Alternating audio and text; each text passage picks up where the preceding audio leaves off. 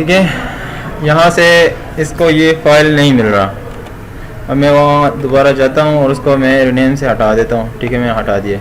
अब मैं करता हूँ स्टार्टअप, नो माउंट।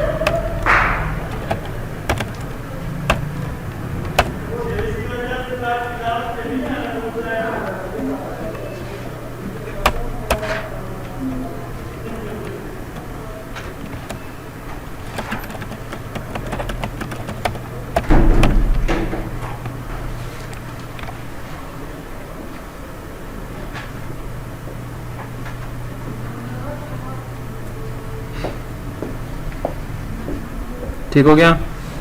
अभी जाता हूँ मैं अपने कंट्रोल फाइल को रीनेम कर देता हूँ।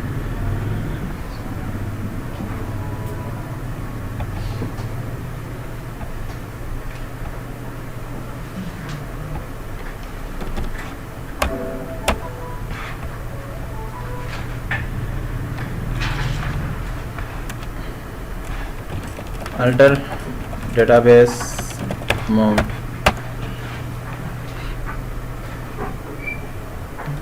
क्या कह रहे हैं? Error in identify control file. ठीक है, इसका अभी कंट्रोल फाइल नहीं मिल रहा, तो ये आपके दूसरे स्टेज में ये चेक होता है।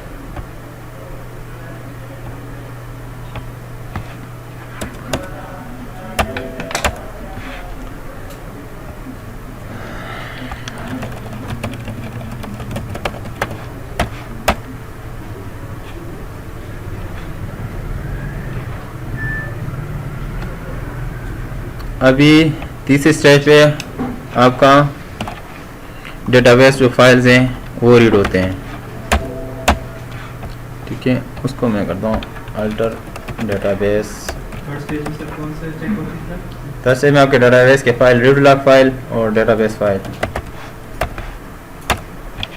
ठीक है, वो कह रहा है जो EF और डाटा में और सेल यूजर 01 जो है वो आपका नहीं मिल रहा। ठीक है, हाँ, माउंट कीवर्ड है।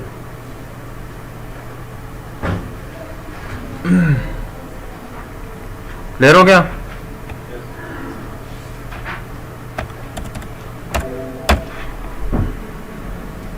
अभी दोबारा चलाएंगे तो ओपन हो जाएगा।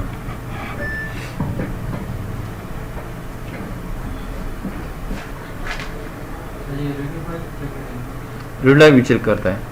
ठीक है,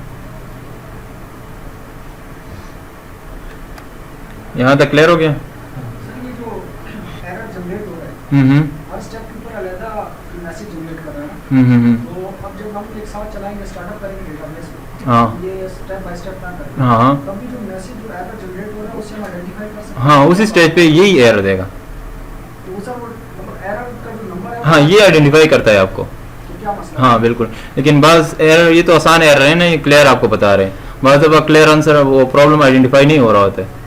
ठीक है, तो उस सिलसिले में अगर स्टेप वाइज करो तो जल्दी आपको डिबग हो जाता है प्रॉब्लम। सर ये तो अभी आप फाइल का नाम चेंज कर रहे हैं तो उसको रीनेम कर रहे हैं। हाँ हाँ हाँ, अगर वाकई में फाइल करप्ट है तो फिर हम उसको रिप्लेस कहाँ से करें? तो आगे जाएंगे ना, हम आपको अपने वो फाइल डिलीट भी करेंगे, वापस रिकवरी भी करेंगे, सब कुछ इसके साथ करेंगे, लेकिन स्टेप बाय स्टेप जा रहे हैं। पहले समझ लेंगे, उसके बाद इसको रिकवरी और डिलीट जब जो भी होगा वो करेंगे। आगे जो शटडाउन के टाइप्स होते हैं वो भी मल्टीपल हैं। ठीक है, आपका एक है शटडाउन इमीडिएट जो मैं अक्सर यूज करता रहता हूँ। एक है शटडाउन नॉर्मल। तीसरा है शटडाउन ट्रांजैक्शनल और चौथा है शटडाउन बोर्ड। कौन सी जगह पे कौन सा शटडाउन आपने इस्तेमाल करना है, यूज करना है और डिपेंड करता है। शटडाउन इमीडिएट में क्या होता है कि जब आप अपने सर्वर पे शटडाउन इमीडिएट कमांड चला लेते हैं, ये थर्ड वन क्या? Shutdown abort, third one transactional. ठीक है, जब आपके सर्वर से क्लाइंट कनेक्टेड है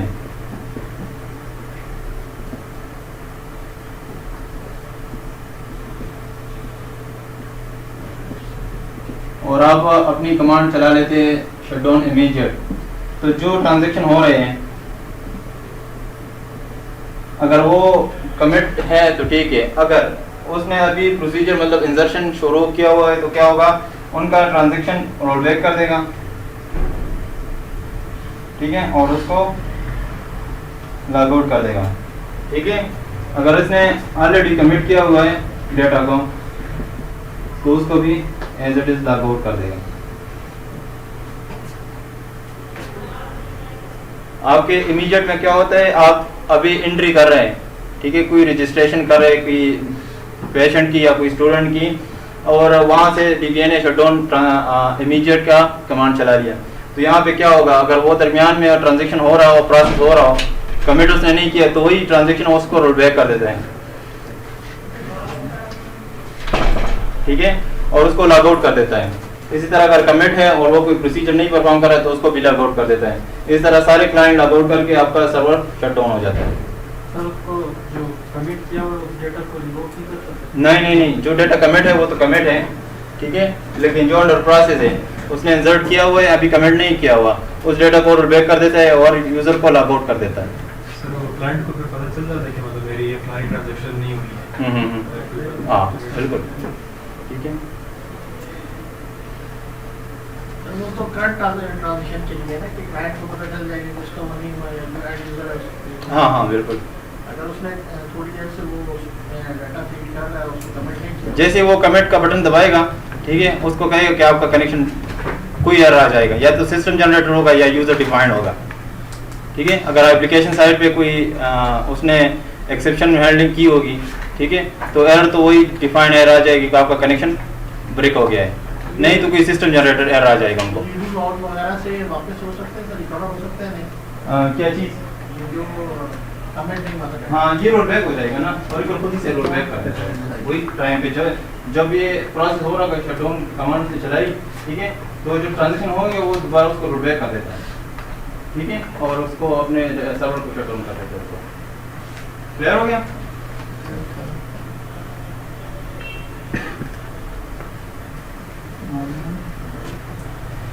अच्छा,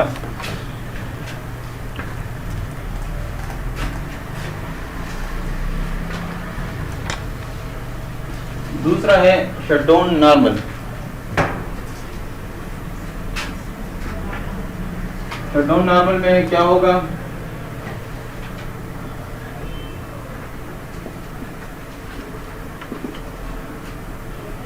ये अभी कनेक्ट हैं आपके सर्वर के साथ, ठीक है, तो जब तक ये ट्रांजैक्शन कर रहा होगा, सर ये नजर नहीं आ रहा।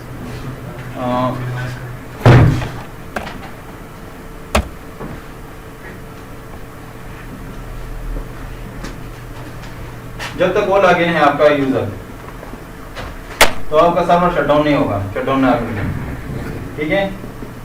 जैसे वो अब खुद ही लॉग आउट करेगा, वो दोबारा लॉगिन नहीं कर पाएगा, ठीक है। जब तक वो काम कर रहा है तो वो चल रहेगा, जब वो खुद ही लॉग आउट कर जाएगा तो दोबारा वो उनको लॉगिन करने के लिए अलाउ नहीं करेगा, ठीक है।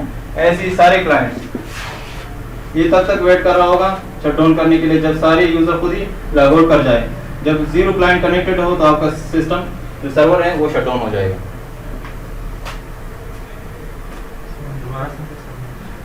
शट डाउन नॉर्मल में ये होता है कि आप सारे इस सर्वर के साथ कनेक्टेड है, ठीक है, आप काम कर रहे हैं, आपकी 4 बजे छुट्टी होनी है, ठीक है। जैसे आप 4 बजे लॉग आउट कर जाओगे तो आपको दोबारा लॉग इन करने के लिए नहीं छोड़ेगा, ठीक है। जितने सारे यूजर होंगे सारे अपने अपने टाइम पे लॉग आउट हो जाएंगे तो दोबारा वो लॉग इन करने नहीं देंगे और आपका डेटाबेस शट डाउन हो जाएगा, ठीक है। जैसे आप कुछ ऑर्गेनाइजेशन होंगे जो 5 बजे के बाद अपना सिस्टम शट डाउन कर देते हैं, ठीक है, सर्वर, तो क्या होगा, आपने 2 बजे शट डाउन नॉर्मल चला ली, ठीक है, और आप चले गए, तो जो यूजर आएंगे कनेक्ट होंगे, काम कर रहे होंगे, तब तक जब कनेक्ट होंगे, ठीक है, जब वो लॉग आउट करेंगे तब लॉग आउट हो जाएंगे, उसके बाद अलाउ नहीं होगा। जब सारे यूजर्स क्लाइंट जो होंगे डिस्कनेक्ट हो जाएंगे तो आपका सर्वर शट डाउन कर जाएगा।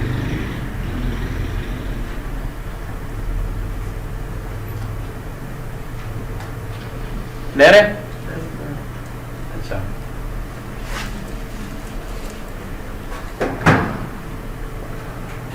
तीसरा है शट शटडाउन ट्रांजैक्शनल। ट्रांजैक्शन में ये होता है कि जब एक यूजर ट्रांजैक्शन कर रहा है और वो कमिट कर ले डेटा को, तो उसी टाइम पे बस उसके बाद वो लॉग आउट कर देगा। ट्रांजैक्शन कंप्लीट करने के बाद उसको लॉग आउट कर देता है। ठीक है, इस तरह जितने भी आपके क्लाइंट कनेक्ट होंगे वो अपनी ट्रांजैक्शन पूरी करने के बाद उसको लॉग आउट कर देगा। मतलब उसने रजिस्ट्रेशन शुरू की है, नॉर्मल में तो ये उसमें तो ये इमीडिएट में तो ये है कि ट्रांजैक्शन आपके दरमियान में है, अब इंसर्शन की है, कमिट नहीं किया तो रोल बैक हो जाएगा। ट्रांजैक्शन में ये होगा कि जब तक आप कमिट नहीं करते आप लॉग आउट नहीं होंगे, आपकी ट्रांजैक्शन पूरी होगी उसके बाद आपको लॉग आउट कर देगा। इस तरह सारे यूजर को 1 बाय 1 वो कंप्लीट ट्रांजैक्शन के बाद उसको लॉग आउट करता जाएगा। जब 0 क्लाइंट हो जाएंगे तब जाके आपका सर्वर शट डाउन हो जाएगा।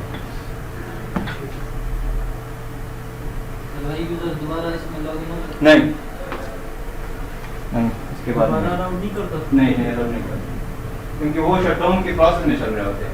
ठीक है, हाँ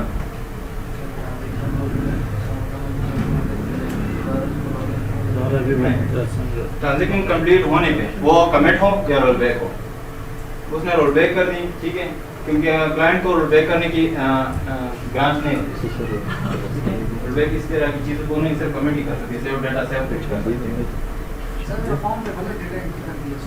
हाँ वो डीबीए के पास ही जाएगा।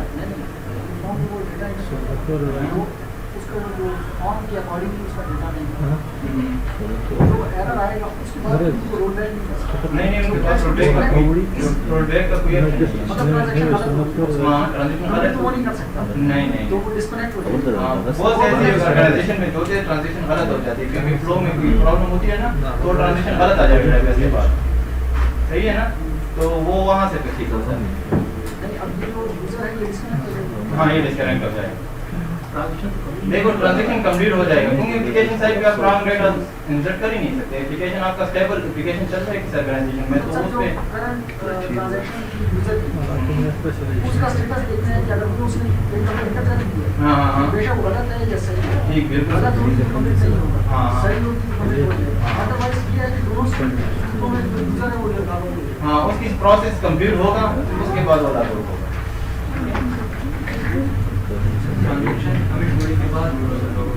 हाँ ट्रांजैक्शन पूरा होगा तब जाके लागू होगा।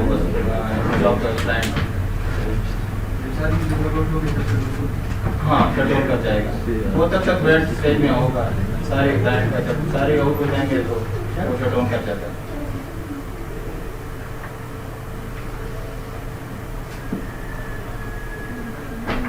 ठीक है, ये 3 हो गए शटडाउन इमीडिएट, शटडाउन नॉर्मल और शटडाउन ट्रांजिशन। चौथा जो है शटडाउन अबॉर्ट है, ये आपको इमरजेंसी केसेस में लगानी पड़ती है। ठीक है, हाँ जब आप चौथी मंजिल से छलांग लगाओगे तो आप शटडाउन अबॉर्ट करके भाग जाते हैं। ठीक है, उसमें ये होता है कि आपका जो इंस्टेंस है, जिस तरह आप अपने सिस्टम को बटन से बातें नहीं, मैं कर रहा हूँ ना बातें, आप क्यों कर रहे हैं? मैंने सर सिर्फ आदेश मैंने नहीं। अच्छा बस शटडाउन अबॉर्ट ये होता है कि आप अपने डेटाबेस को किसी इल्लीगली तौर पे शटडाउन कर देते हो। ठीक है, जिस तरह आप अपने सिस्टम को बटन से ऑफ कर देते हो तो उसमें क्या होता है, आपका सारे जो प्रोसेस है वही पे रुक जाते हैं, जितनी भी ट्रांजैक्शन हो रहे होते हैं, जितनी भी चीज़ें होते हैं वो उधर ही रुक जाते हैं, मेमोरी भी स्टक हो जाती है। ठीक है, ये वो केस में होता है कोई आग लग गई या जो भी कुछ चीज़ होती है तो उस वक्त में आपने शटडाउन अबॉर्ट का मतलब कर देना है। ठीक है, तो ये होता है कि इसमें 50-50 चांसेस होते हैं, या तो आपका दोबारा डेटाबेस ऑन करने पे पूरा अप हो जाएगा या कोई फाइल आपका करप्ट कर देता है। ठीक है, कुछ भी करप्ट हो सकती है, लेकिन ऑन रखने के से अच्छा है कि आप शटडाउन अबॉर्ट कर देते हैं। अच्छा है कि मतलब आप ऐसे छोड़ रहे हो अपने डेटाबेस पे ओपन, तो वो भी खतरनाक है।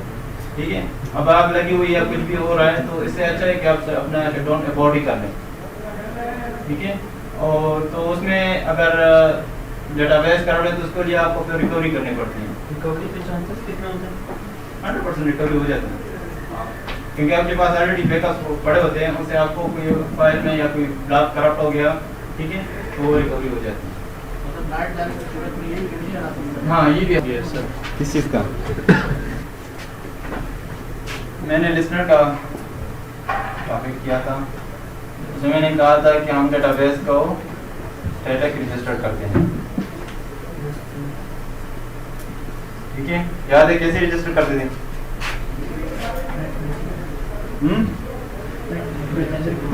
नेट मैनेजर के थ्रू जाके लिसनर के साथ अपने डेटाबेस को ऐड कर देते हैं।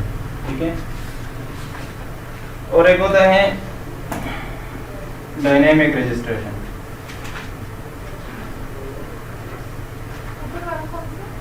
स्टैटिक रजिस्ट्रेशन है। ठीक है,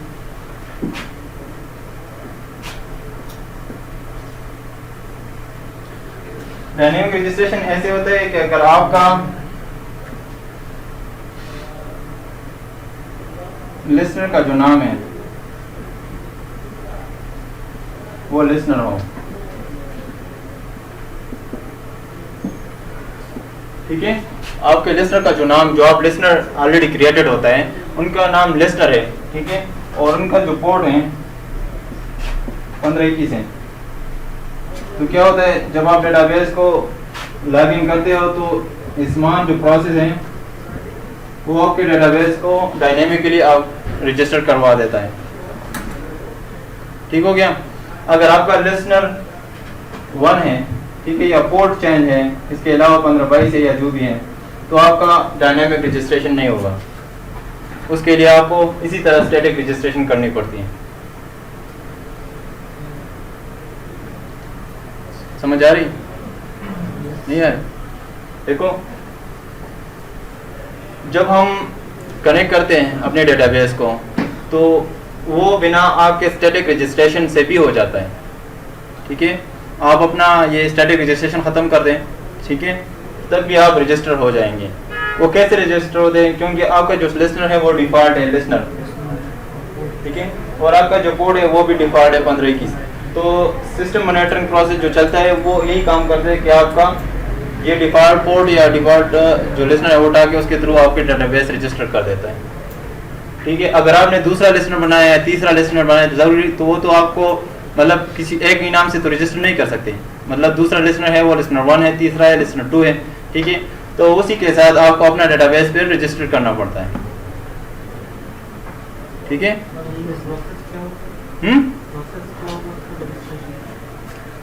किस चीज़ का?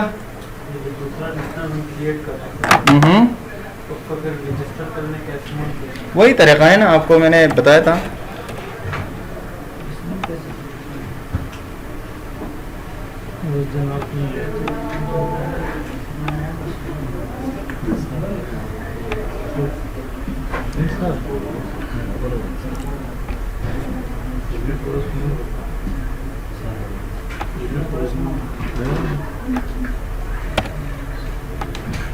ठीक है, लिस्ट नंबर मैंने बनाया, पोर्ट मैंने 1522 दे दी, 1522। नहीं, डिफॉल्ट पोर्ट पे 2 लिस्टनर नहीं चलते।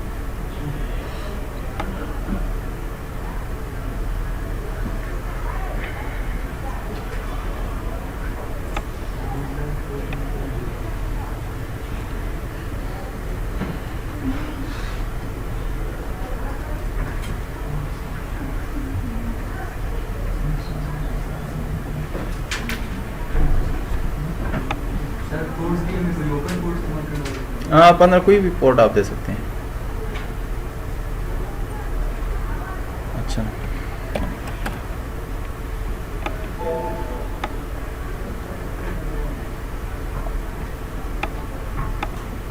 ठीक है, ये 2 लिस्टनर बन गई।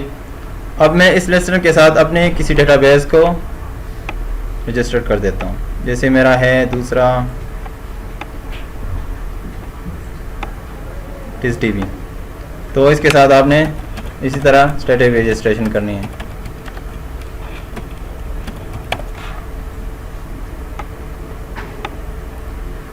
क्लियर हो गया?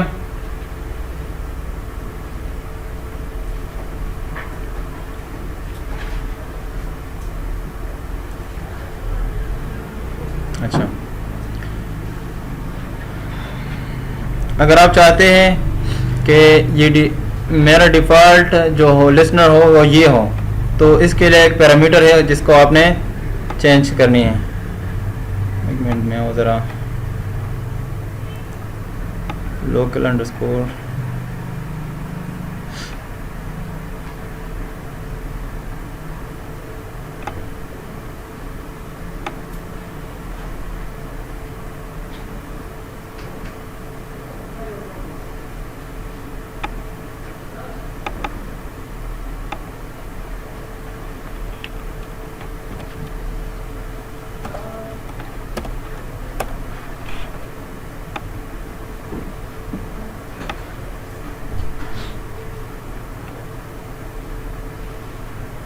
अच्छा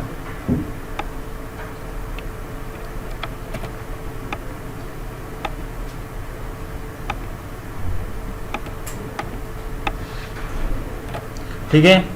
अगर आप चाहते हो कि मैं अपना डिफ़ॉल्ट लिसनर चेंज करूं, ठीक है, तो आपने ये पैरामीटर यूज़ करनी है और करना है इस तरह alter system set local underscore listener is equal to listener. इसको चला देता हूँ।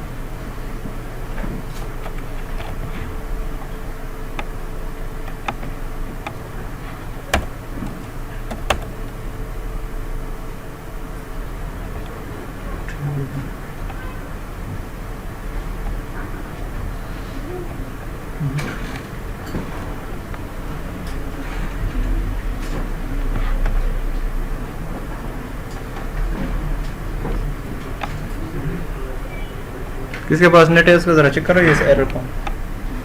किसी के पास नेट है, किसी के पास नहीं है, चलो खैर।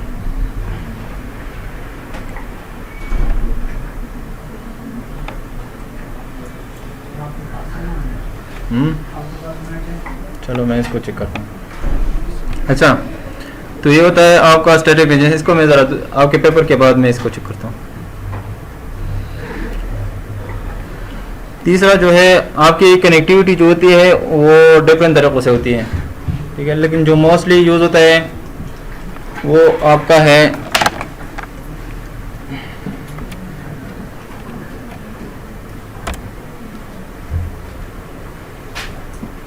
इसको कहते हैं हम लोकल नेमिंग मेथड, ठीक है। इसमें दो तरह के होते हैं, एक है ईज कनेक्ट का है और एक है यहाँ पे मैं चेक करूँ ज़रा,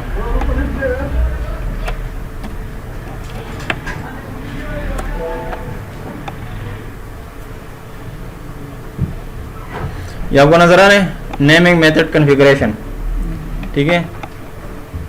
इससे आप क्या करते हो कि अपने डेटाबेस को किस किस तरीक़ों से कनेक्ट हो सकता है आपका डेटाबेस।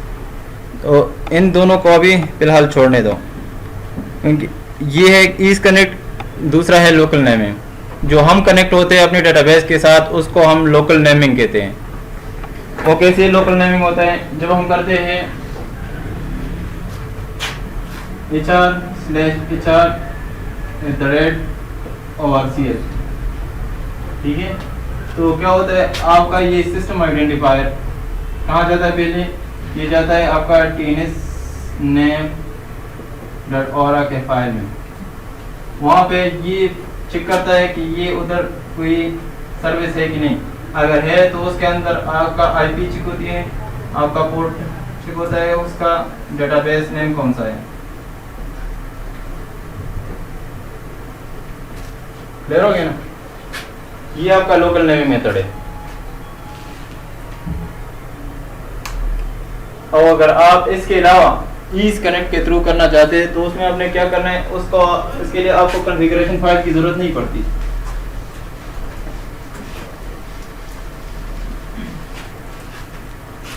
इसी तरह अगर मैं HR को ईज कनेक्ट के थ्रू कनेक्ट करना चाहूँ तो क्या होगा, आपने करना है HR/HR@, यहाँ पे आप तीन चीज़ें, अगर अपने सिस्टम पे करे हो तो लोकल होस्ट, सर्वर पे हो तो IP या उसका मशीन नेम,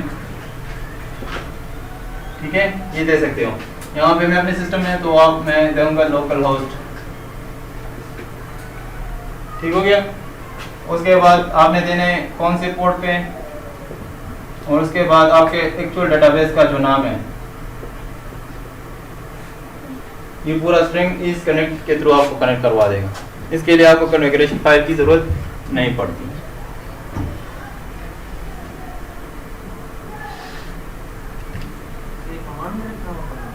नहीं, इस तरह लिख दें।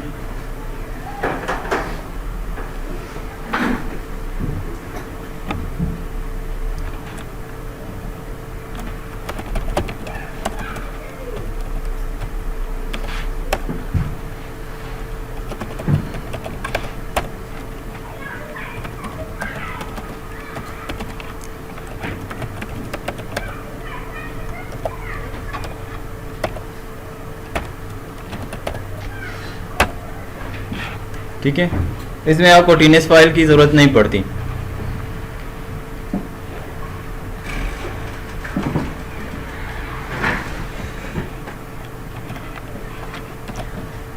ये कब कनेक्ट होगा? जब आपकी कॉन्फ़िगरेशन इस कनेक्ट के थ्रू हुआ हो। और इसका फाइल कहाँ पड़ा होता है, मैं आपको दिखाता हूँ।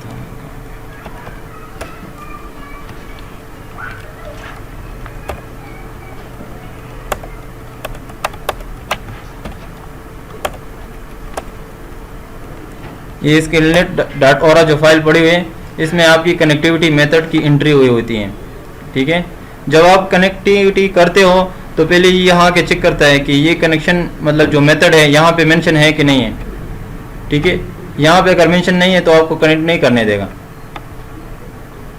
क्लियर है? वो पहले वो टीनेस नेम को चेक करता है कि अगर ये कनेक्टिविटी इसके थ्रू होती है कि नहीं, उसके बाद वो इस कनेक्ट पे आता है। उनमें से कोई भी मेथड आपने यूज़ किया हो तो उससे कनेक्ट हो जाएगा। ठीक है, अगर आप लोकल नेमिंग से करते हो तो उसने यहाँ आना होता है और यहाँ पे आपकी पूरी डिटेल जो सर्विस आपने बनाई होती है वो चेक होता है।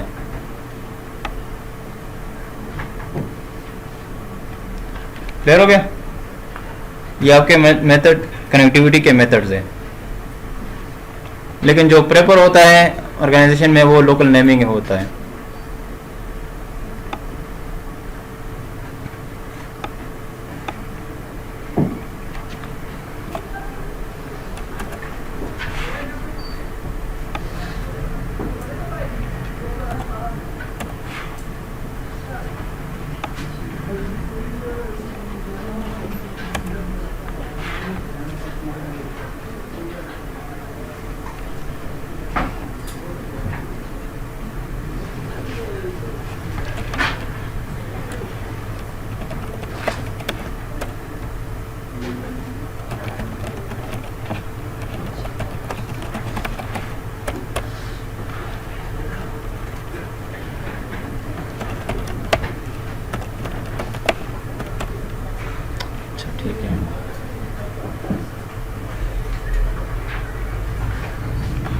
ठीक है, आपने इसी फाइल मेंशन करनी है। ठीक है, उनके ये मेथड में आपको स्कोप इसी फाइल क्यों करते हैं या scope is equal to memory क्यों करते हैं या बोथ क्यों करते हैं, कल हम इस पैरामीटर फाइल के बारे में डिस्कस करेंगे तो सब कुछ आपको डिटेल में बता दूँ।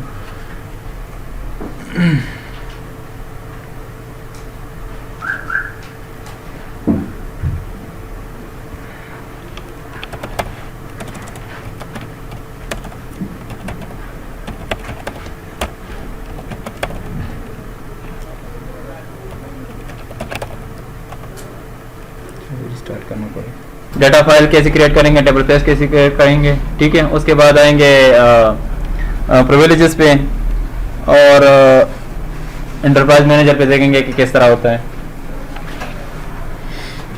ठीक है, मैंने आपको कहा आप 9i ऑनवर्ड अभी जो फाइल चल रही है वो उसको हम कहते हैं इसवी फाइल यानी सर्व पैरामीटर फाइल।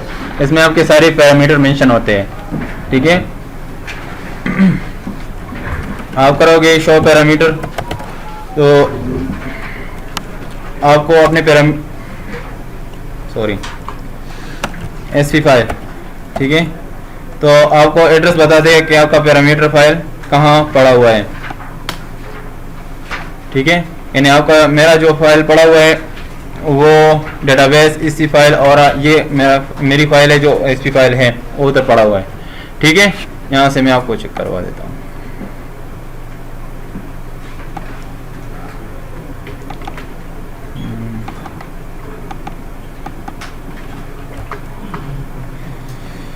नेटवर्क नहीं, डेटाबेस के फोल्डर में ये आपका सी फाइल है, एनक्रिप्टेड है, ठीक है, कुछ सही नज़र नहीं आता। आप शो पैरामीटर एडजस्ट करोगे तो जितनी भी पैरामीटर इसमें मेंशन है वो आपको नज़र आ जाएंगे, ठीक है, जितने भी रिक्वायर्ड पैरामीटर इसमें मेंशन है वो आपको नज़र आ जाएंगे। अब इस ये जो मैं कर रहा हूँ जी स्पूल अगर क्या करना है, एड्रेस देखनी है या ओपन करके देखनी है, तो वो आप करोगे शो पैरामीटर एसी फाइल, ठीक है, वो आपको एड्रेस दिखा देगा।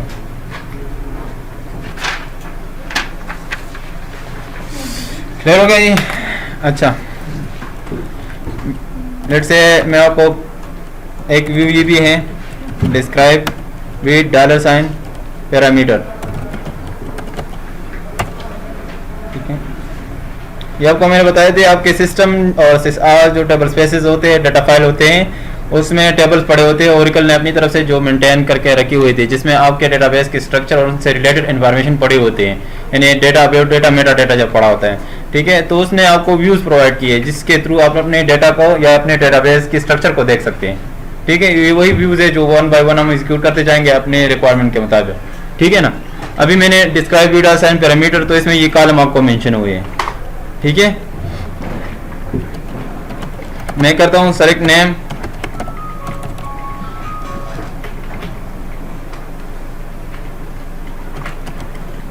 टाइप फ्रॉम विद $साइन डेटाबेस। इसमें आपको बहुत ज्यादा टाइप क्या है,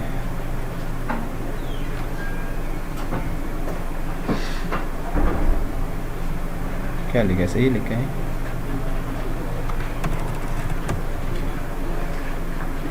ओहो मैं भी सोच रहा हूँ क्या हालत है, $साइन पैरामीटर, ठीक है।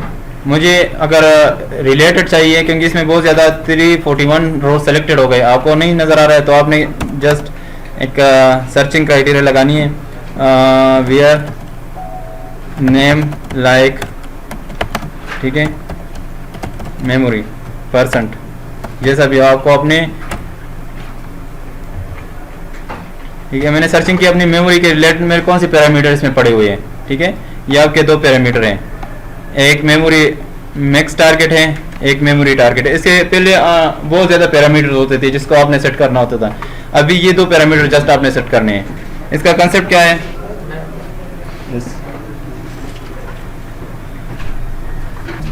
देखो एक है हमारे पास memory underscore max underscore target, और एक है मेमोरी अंडरस्कोर टारगेट। ये आपको मैंडेटरी सेट करना है, ये आपका ऑप्शनल है, ठीक है। अगर आप इसको सेट नहीं करते तो बाय डिफॉल्ट 0 होता है, और इसको आपने जस्ट इंस्टॉलेशन के दौरान जैसे करना है या इस वक्त आपने चेंज करवाना होता है।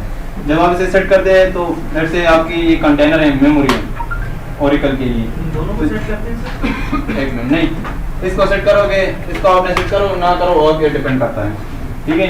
जब मैं इस पैरामीटर को सेट करता हूँ तो इसका मतलब है मैंने एक कंटेनर बनाया है मेमोरी का, और यहाँ पे मैंने इसकी वैल्यू सेट कर दी है, ठीक है।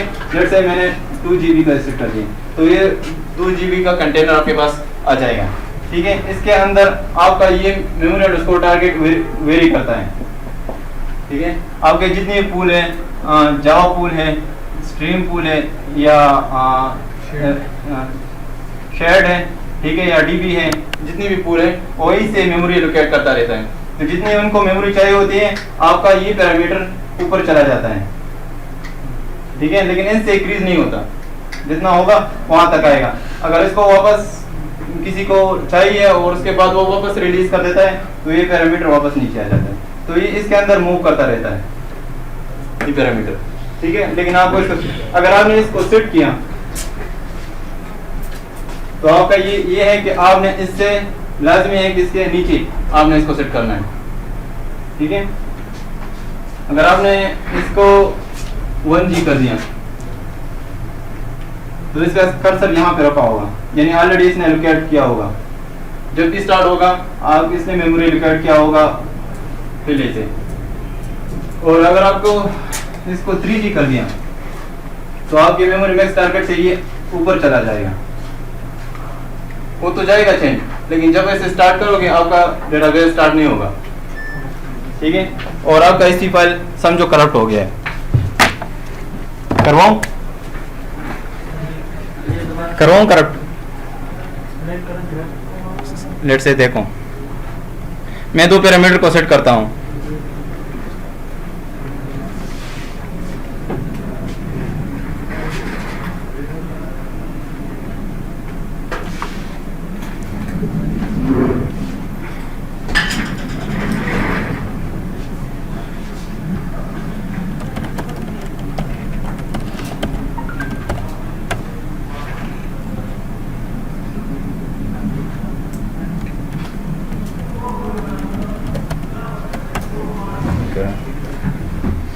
अच्छा, हाँ मैं देख सकता हूँ।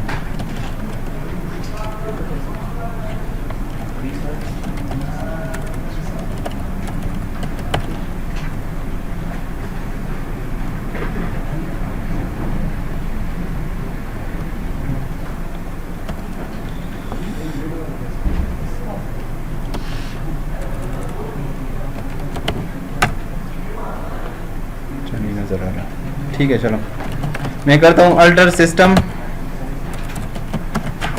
Set memory underscore max underscore target.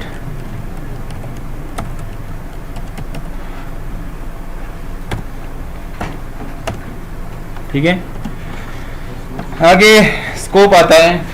Scope के लिए 3 कंसेप्ट है। जब मैं कोई पैरामीटर सेट करता हूं तो मैं लिखता हूं अल्टर सिस्टम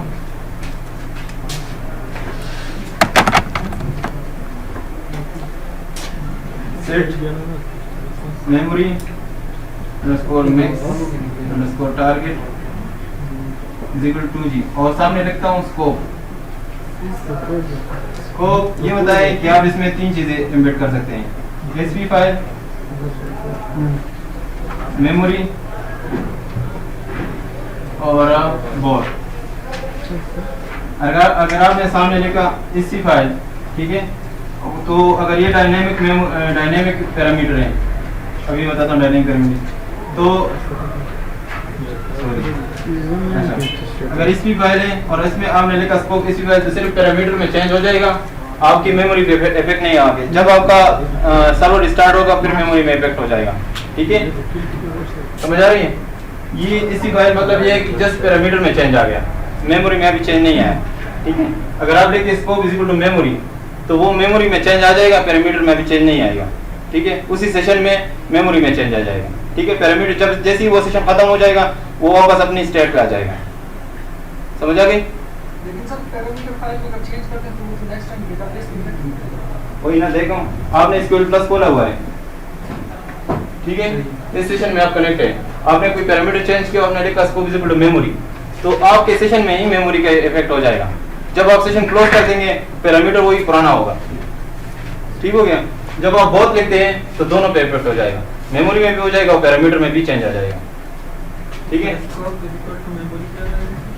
ये आपके मेमोरी में भी इफेक्ट कर देगा। देखो यहाँ पे है 2G, मैं इसको चेंज करता हूँ और स्कोप लिखता हूँ SPI फाइल, तो ये पैरामीटर में चेंज हो जाएगा लेकिन मेमोरी में इफेक्ट नहीं आएगा।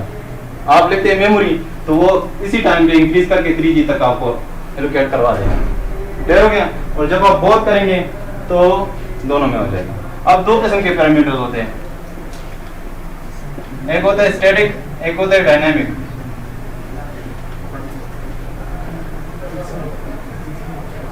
स्टैटिक होता है जिसके लिए आपको रिस्टार्ट करना पड़ता है सर्वर को। ठीक है, डायनेमिक होता है जिसके लिए आपको रिस्टार्ट नहीं करना पड़ता।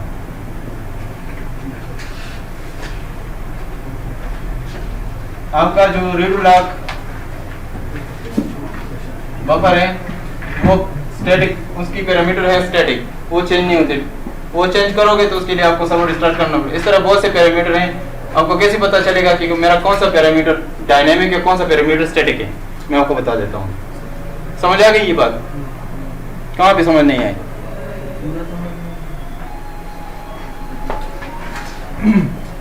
देखो, जब हम कोई पैरामीटर चेंज करते हैं, ठीक है, तो उसके सामने हम लिखते हैं स्कोप। स्कोप फिर आप 3 किस्म के डिफाइन करते हैं।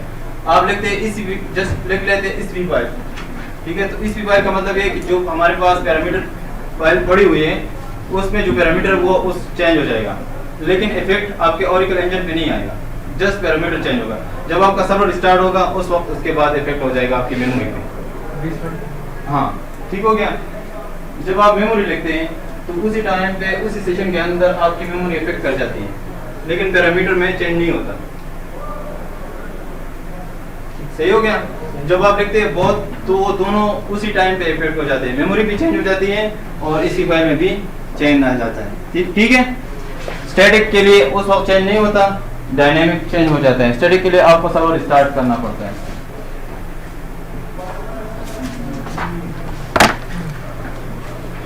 इसमें एक कॉलम है, इसको अभी सर्वर करें। एक कॉलम है $, पैरामीटर।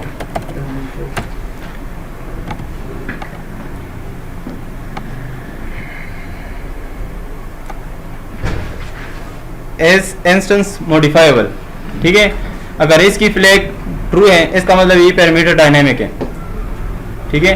अगर इसकी पैरामीटर फॉल्स है इसका मतलब है ये स्टैटिक है। मतलब तो ये तो कॉलम का नहीं है, इंस्टेंस मॉडिफायर। सर इसका फ्लैग वाला होगा।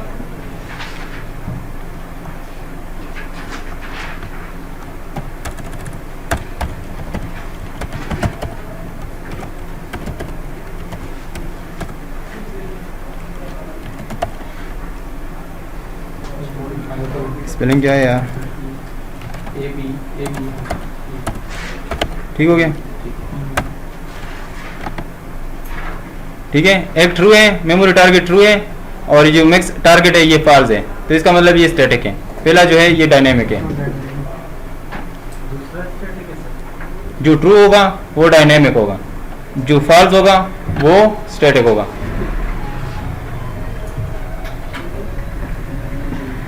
सर ये टारगेट इंक्रीज होगा अगर मेमोरी नेक्स्ट टारगेट है।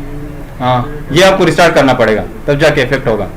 इसमें से जो हम सेट करेंगे जो मेमोरी एलोकेट मैं भी सेट करवा देता हूँ, वही आपको कितनी मेमोरी किस तरह सेट होता है। नहीं सर ये कह रहा था कि जैसे वो जो पॉइंटर के ऊपर चल रहा होगा हाँ हाँ, वो मेमोरी टारगेट है। वो मेमोरी टारगेट है। हाँ हाँ, और जो मेमोरी वो मिक्स टारगेट है। हाँ, बता देता हूँ साइज कहीं और जगह पे किसी और पैरामीटर में शो या पैरामीटर वो मुझे नज़र नहीं आ रहा, मैं चेक करता हूँ, मुझे याद आया। ठीक है, इसका एक पैरामीटर है अभी याद नहीं आ रहा है, वैल्यू कुछ और चीज़ है।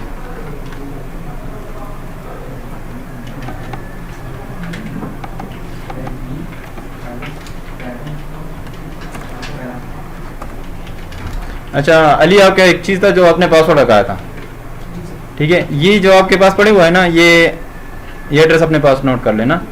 यहाँ पे सारे SQL के स्क्रिप्ट पड़े हुए हैं, ठीक है। इसमें आपने जाना है यूटिल PWM इस तरह का है।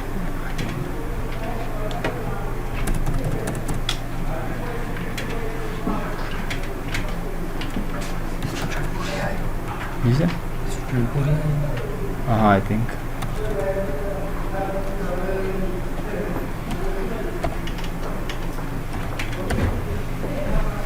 ये स्क्रिप्ट नजर आ रही है। util pwd ng.sql, ठीक है। इसमें सारे पासवर्ड के जो कॉन्फ़िगरेशन है, जो प्रोसीजर्स है बनाए हैं ना, इसमें मौजूद हैं। फिर इसको रीड आउट कर लो, आपको जो आपका क्वेश्चन का आंसर है ना इसमें आपको मिल जाएगी। बहुत ज़्यादा है, मैं रीड नहीं कर पा सकता, ठीक है। सारा इसमें देखो, यहाँ पे इसने फंक्शन बनाया कि कैसे पासवर्ड होगा, किस तरह होगा, किस तरह आपने रखना है, सब कुछ इसमें डिटेल है।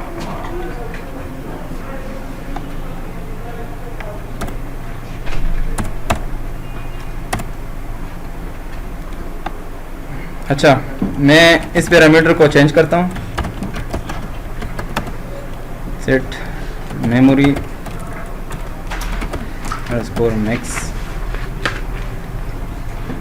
Underscore target is equal to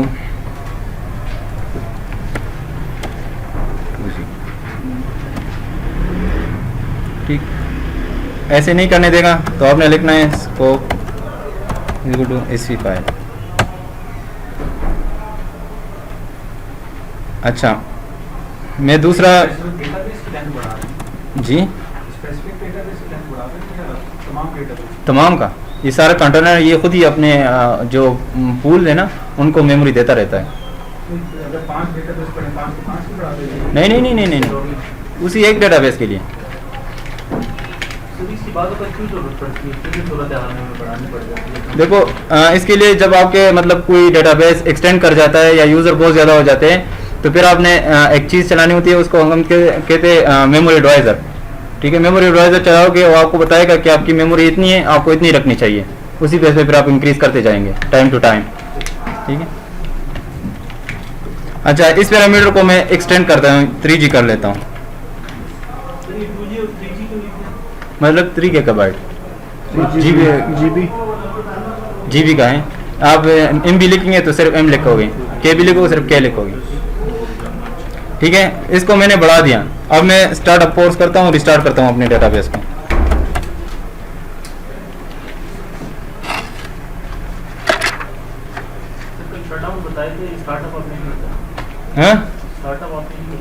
startup force ये रिस्टार्ट के लिए होता है। इसके लिए आगे बाकी वही कमांड है जो कल बताएंगे आपको। किसके लिए? फोर्स बाय फोर्स करना है या वेट करना है उनके लिए? नॉर्मल होना चाहिए। नहीं वो तो अलग स्टेट्स है ना। अच्छा। ये तो जस्ट स्टार्ट के लिए आप कर सकते हो, लेकिन हर जगह अलाउ तो नहीं है आपको रिस्टार्ट करने के लिए, अलाउ नहीं हो। ऐसा रिस्टार्ट दबा दोगे वेटिंग में चला जाएगा। ठीक है, अब क्या कहते हैं, एरर देगा specified value of memory underscore target greater than memory underscore max underscore target. अभी क्या करेंगे, ऐसा मसला आया तो अब देखो आपका डेटाबेस स्टार्ट नहीं हो रहा।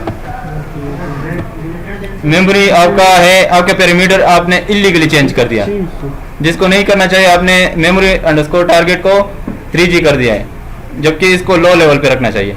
तो जब भी आप किसी रियल ऑर्गेनाइजेशन में काम करोगे, हर पैरामीटर को चेंज करने के लिए उसको पहले पूरा स्टडी करोगे, इसका इफेक्ट क्या आ सकता है, इसके बाद में क्या इफेक्ट आ सकता है। जब आपको पूरा ना हो तब आपने पैरामीटर चेंज करने हैं। ठीक हो गया? चेंज हो गया तो चेंज तो हो जाता है, अभी डेटाबेस स्टार्ट नहीं हो रहा। स्टार्ट हो गया स्टार्टअप। इनका अलग डेटाबेस है, ये दूसरे मुल्क से आए हुए। इसकी नहीं, अब किससे भी नहीं होगा, डेटाबेस तो पूरा शट डाउन है। वो भी तो आपके डेटाबेस से ही ऑथेंटिक होता है ना। अभी नहीं हो रहा तो आपने क्या करना है, जिसका हो गया वो क्या करे। यानी आप स्टार्टअप करोगे ना तो ये एरर आना है। सर स्टार्टअप कर दिया, करो ना यार, दरमियान में चलाने लगा दे।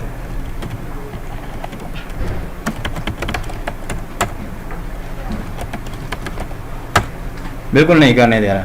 ठीक है, आपने क्या करना है, आपके पास पी फाइल पड़ा होता है, मतलब बाय डिफॉल्ट बैकअप पड़ा होता है पी फाइल का, जो यूज नहीं होता है लेकिन ओरेकल ने प्रोवाइड की होती है। वो आपका जो एक पड़ा होता है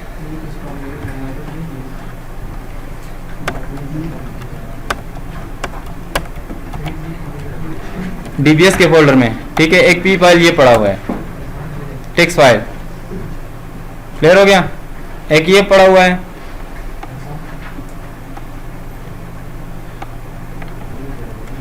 और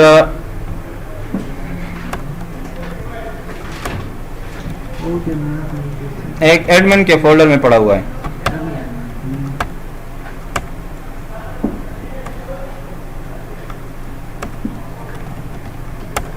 क्लियर हो गया? मैं इससे अपने डेटाबेस को स्टार्ट करूंगा, या तो मैं वो पैरामीटर दोबारा चेंज कर दूंगा और रिस्टार्ट करूंगा, नहीं तो इससे मैं इसी फाइल क्रिएट कर दूंगा। ठीक हो गया?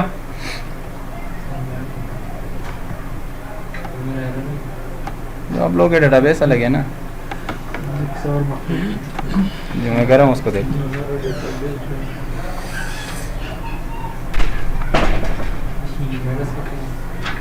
सर वो दोनों फाइल्स एक ही या फर्क है? जी दो फाइल्स आपने ये पी फाइल दोनों सेम है, एक दूसरे के रिप्लिका है। हाँ बिल्कुल सेम सर है। ये डीबीएस के फोल्डर में कौन सी फाइल होगी? डीबीएस में init.aura का फाइल है।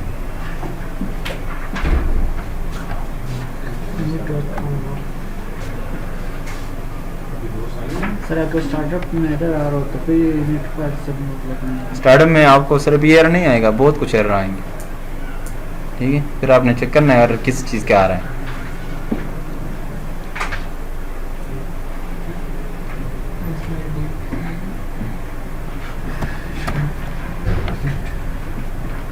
ये बात आपने कॉपी करनी है, ठीक है, और आपने यहाँ करना है स्टार्ट किसी ये फाइल सिक्योरिटी जमा नहीं है, सिक्योरिटी 2000 प्लीज वो अपने डॉक्यूमेंट्स कंप्लीट करे और सिक्योरिटी भी जमा कराए।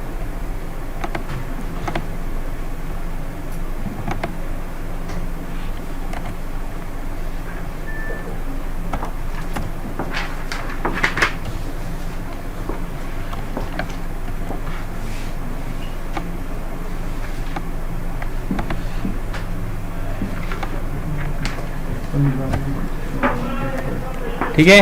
मैंने कहा स्टार्टअप पी फाइल से कर रहा हूँ, ठीक है। ओहो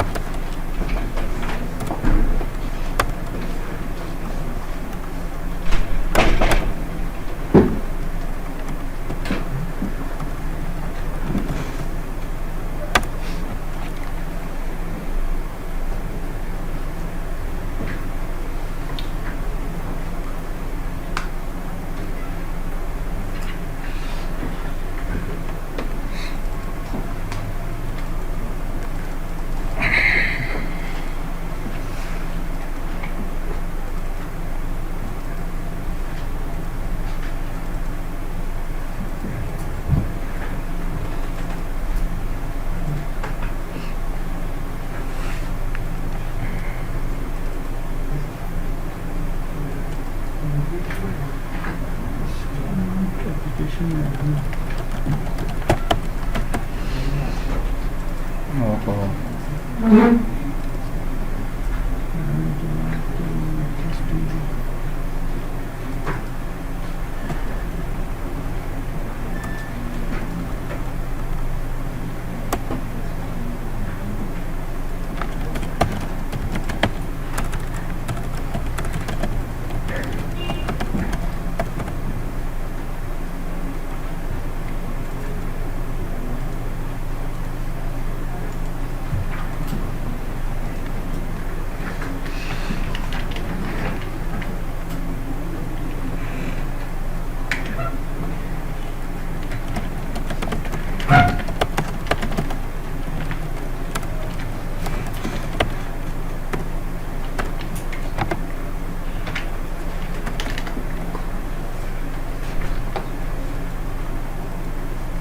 अच्छा ठीक है।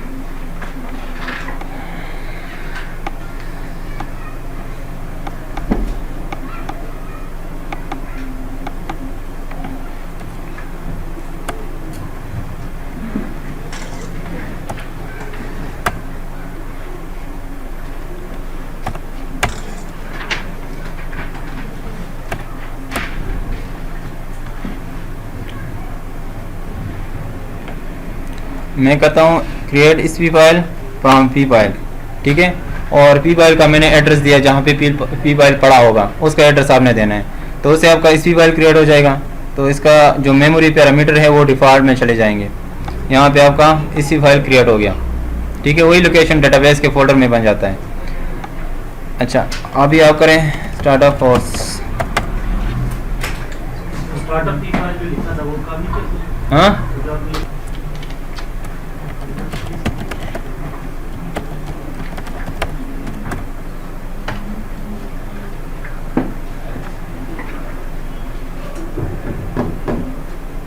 ठीक हो गया।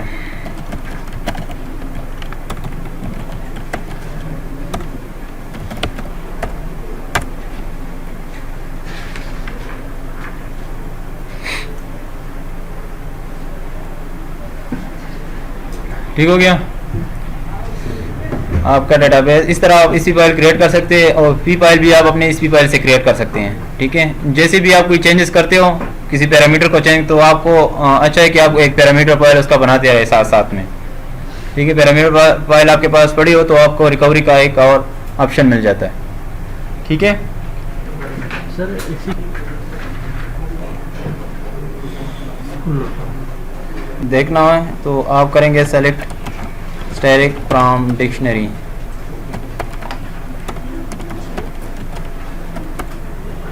ठीक है, इसमें बहुत ज़्यादा व्यूज़ हैं, 2553 व्यूज़ है इसमें। सर ये कौन से व्यूज होते हैं? सिस्टम के व्यूज होते हैं? आपके यूज़र से रिलेटेड, आपके डेटाबेस से रिलेटेड, आपके जितनी भी ऑब्जेक्ट्स है उससे रिलेटेड। ठीक है, सारे डिक्शनरी में पड़े होते हैं। ठीक है, इसके लिए फिर आपको कुछ और मतलब प्री कुछ स्पेसिफाई की हुई है कि आपको कौन सा व्यू किस टाइम पे चाहिए होता है। एक होता है DBA अंडरस्कोर, आप इस DBA अंडरस्कोर के साथ कोई भी ऑब्जेक्ट लगाए उससे रिलेटेड आपको इन्फॉर्मेशन मिल जाएगा। ठीक है, आप लेके तो select static from DBA underscore tables. ठीक है, आप करें सेलेक्ट व्यूज। ठीक है, आप कोई भी ऑब्जेक्ट लगा रहे DBA अंडरस्कोर, उनसे रिलेटेड इंफॉर्मेशन आपको आ जाएगा। क्या मतलब सर DBA से रिलेटेड?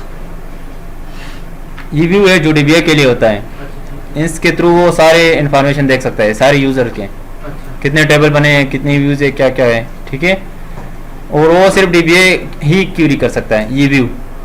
ठीक है, और उसमें सारे कंटेंट जितना भी सब कुछ है वो सारा इनको नज़र आ रहा होता है। दूसरा है ऑल अंडरस्कोर। ऑल अंडरस्कोर ये होता है कि ये DBA को भी अलाउ होता है, ये क्यूरी कर सकते हैं और आपके यूज़र भी क्यूरी कर सकता है। नहीं, वो लॉक नहीं होता। कंट्रोल सी से रखते हैं ना सर? कंट्रोल सी से? हाँ, ओके।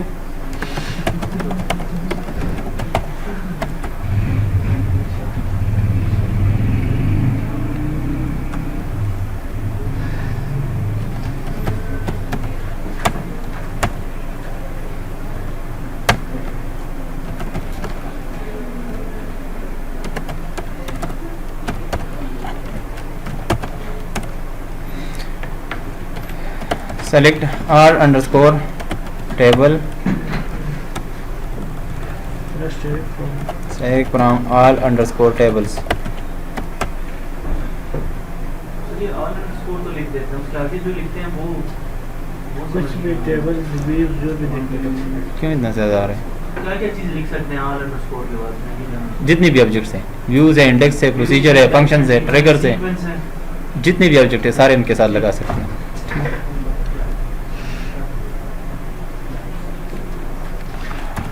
यहाँ पे DBA अंडरस्कोर टेबल्स नहीं होता क्योंकि इसको ये भी परमिशन नहीं है।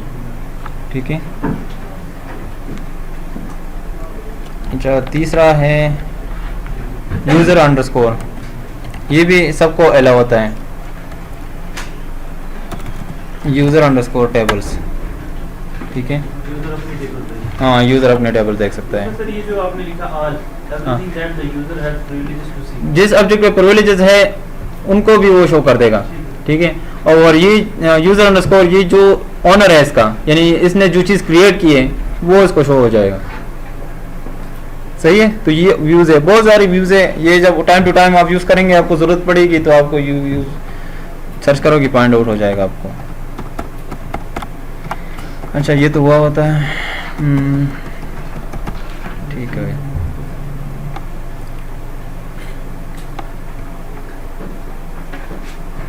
यार ज़रा पानी ले आओ। सर ये यूजर अंडरस्कोर और अंडरस्कोर इसमें फर्क क्या है जब दोनों एवरीवन?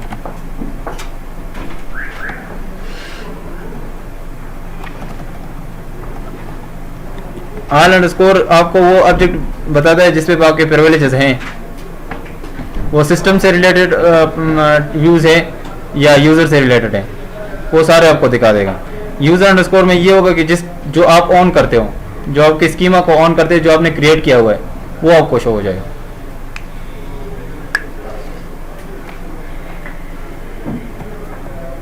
यहाँ से कुछ क्वेरी है वो फिर आप अप्लाई कर लें।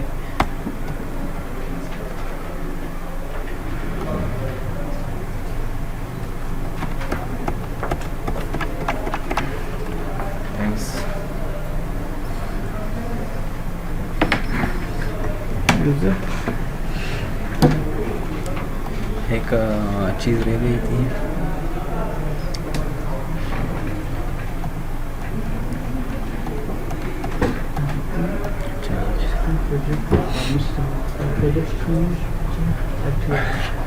ये आपको मैंने कराया था, याद है किसी को? कराया था।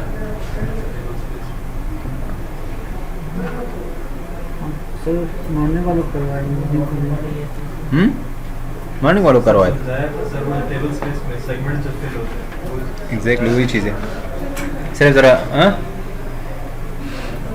वो पिक्चर में आपको नहीं था ना, इसलिए आपको याद नहीं है। वही मैंने आपको बताया था कि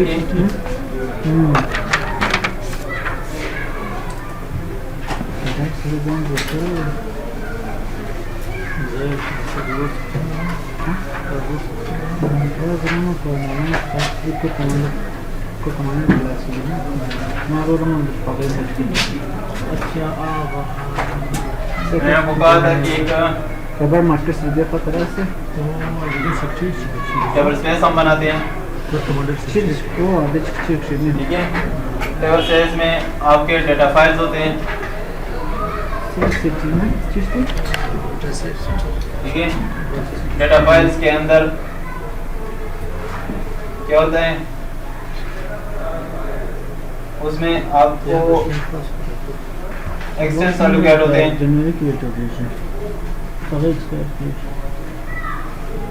ठीक है। और उसमें आपके ब्लॉक्स होते हैं। जब हम कोई टेबल्स क्रिएट करते हैं तो उसके बिहाफ पे सेगमेंट क्रिएट हो जाता है, यानी एलोकेट हो जाता है टेबल डेटा फाइल से, ठीक है, जिसमें आपके रोज और कॉलम्स होते हैं। जो एक्चुअल डेटा आपका पड़ा होता है वो ब्लॉक में पड़ा होता है।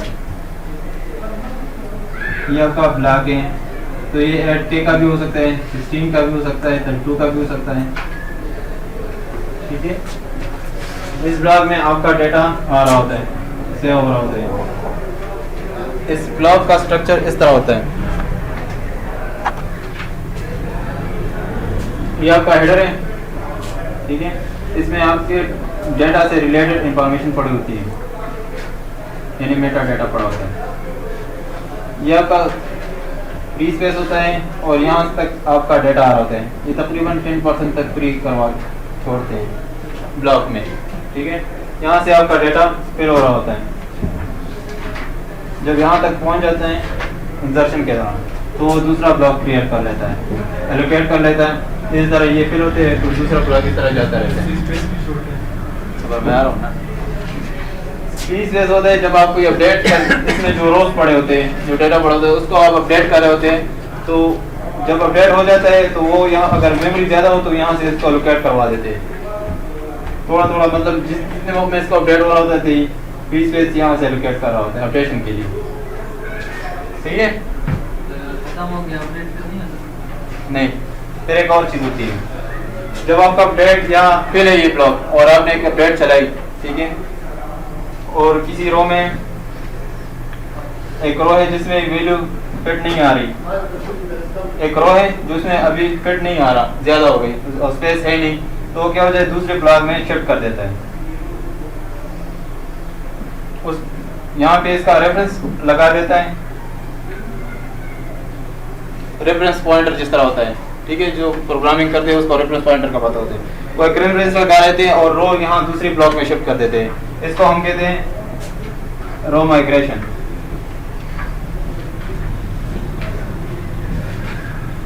ठीक है।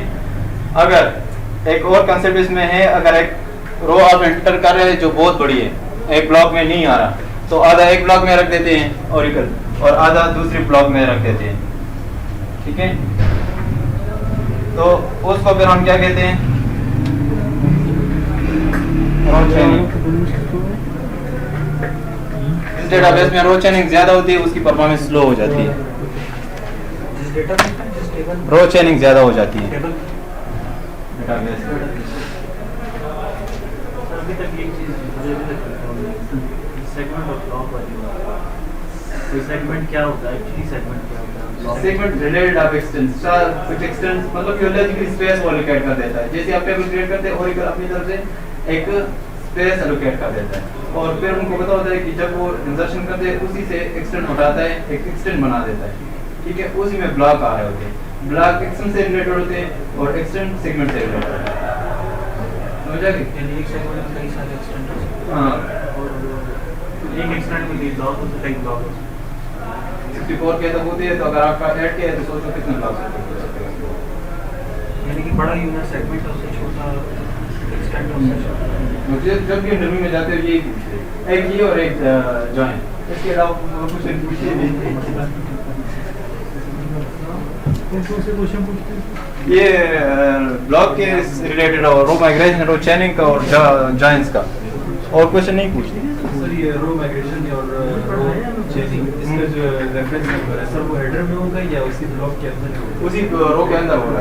हेडर के अंदर नहीं आएगा? हाँ, अब ये देखना पड़ेगा कि हेडर में होता है कि रो के साथ ही लगा देते हैं।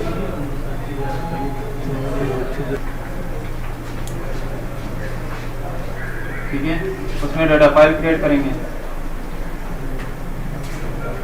एक यूजर क्रिएट करेंगे और फिर उस यूजर को हम इस टेबल स्पेस को बताएंगे कि आपका जो डेटा होगा वो इस टेबल स्पेस में जाएगा। ठीक हो गया? ठीक ही होगा। मैं आपको अभी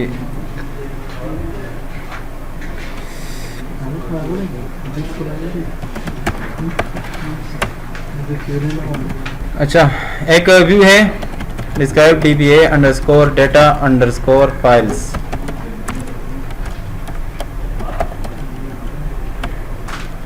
इसमें आप अपने डेटाबेस से रिलेटेड इंफॉर्मेशन देख सकते हैं। मैं कहता हूँ select file name,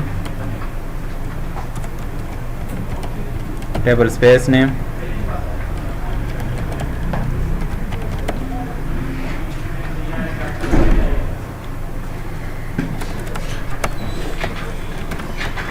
to extensible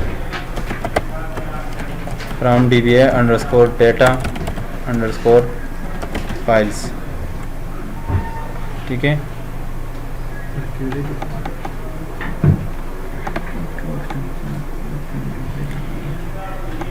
तो आपको वो डेटा फाइल का साइज बता रहे हैं, डेटा फाइल का पाथ बता रहे हैं कि कहाँ पे आपका डेटा फाइल पड़ा हुआ है, किस टेबल स्पेस में पड़ा हुआ है और वो ऑटो एक्सटेंड है कि नहीं है।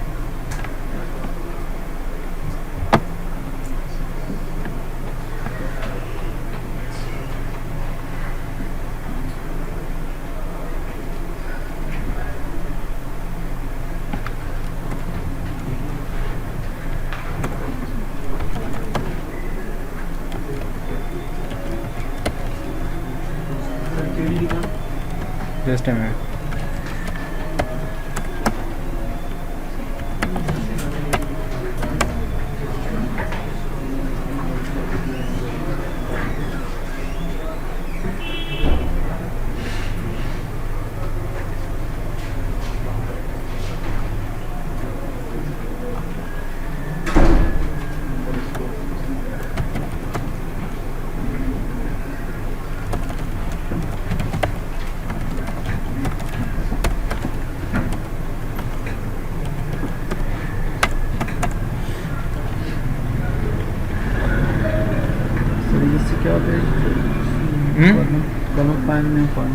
वो फॉर्मेट हो गया था, मैंने 20 करेक्टर कर दिया ना।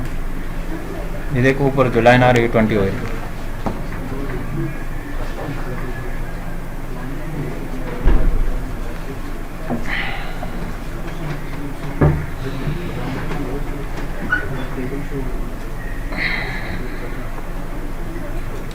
सही है।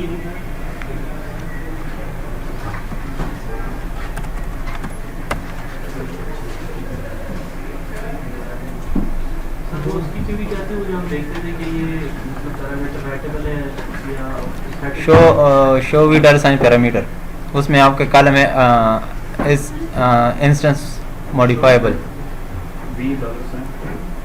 ये व्यू है, इसके अंदर जो कॉलम है इस इंस्टेंस मॉडिफाइबल।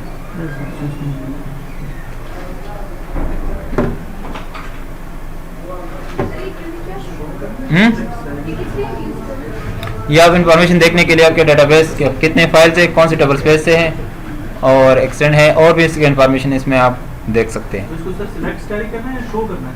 जो कॉलम आपको रिक्वायर्ड है वो शो करवा दे, जो नहीं है तो, क्योंकि बहुत सारे कॉलम्स होते हैं जो आपको ज़रूरत फिलहाल नहीं होती, तो उसको शो करने के लिए आपको क्या करना है। ये ऑटो एक्सटेंसिव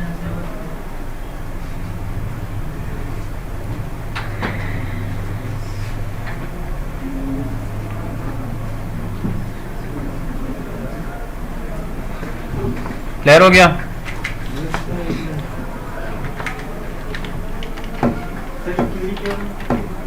कौन सी क्यूरी?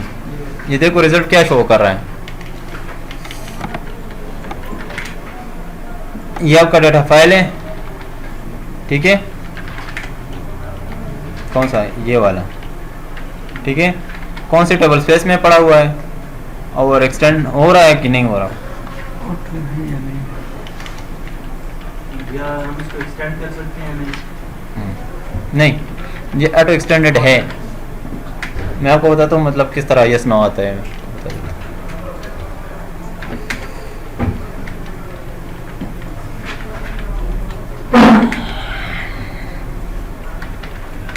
दूसरा एक व्यू है, आप उससे भी देख सकते हैं अपने टेबल स्पेस को। व्यू डाल साइन टेबल स्पेस, इसमें आप लिख के सेलेक्ट नेम,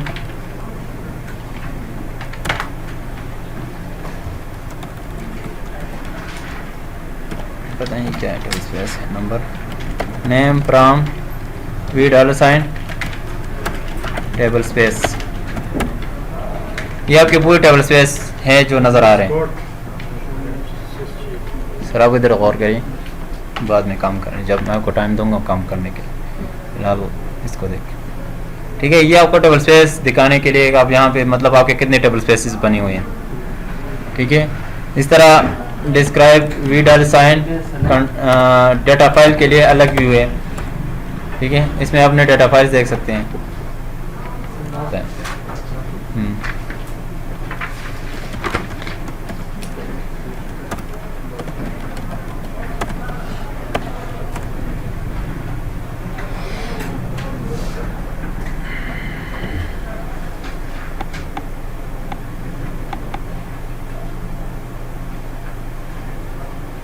इसमें कई साइज नज़र आ रहे हैं।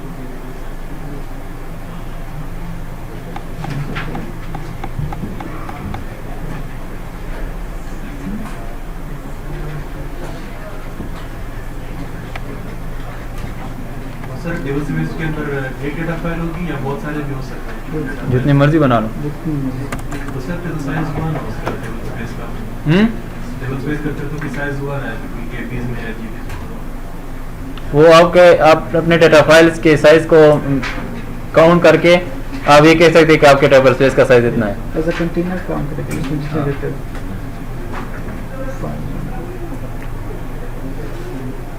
अगर फिर साइज होता तो फिर आपको कह देता, आप जितनी मतलब आपका डेटा फाइल ज़्यादा हो जाती उनके स्पेस है तो आपको एरर देता, लेकिन आपको एरर नहीं देता जब तक आपके पास जितनी स्टोरेज है आप बेशक क्रिएट करते जाएं, वो एलोकेट करता जाएगा आपके स्टोरेज से। जिस तरह हमने मैच स्टोरेज वहाँ सेट की थी उसी में। हाँ, मतलब आपके जो स्टोरेज है ना, जो डिवाइस पड़ी हुई है जिसमें स्टोरेज है वो एलोकेट करता है वहाँ से। मिनिमम सर इसमें 1 हो सकती है और मैक्सिमम 256। अच्छा, मैं एक टेबल स्पेस क्रिएट करता हूँ। क्रिएट टेबल स्पेस का नाम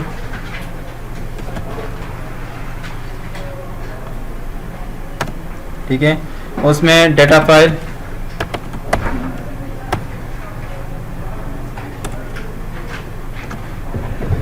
कहाँ क्रिएट करनी है वो लोकेशन बतानी है।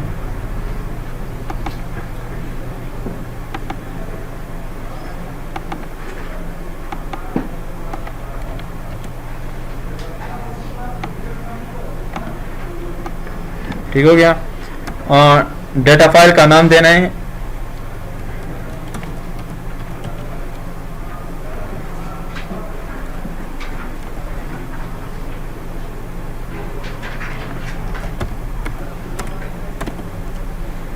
.dvf एक्सटेंशन, ठीक है।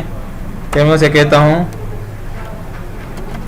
टू एक्सटेंड ऑटो एक्सटेंड करो और कितना एलोकेट करते जाओ। नेक्स्ट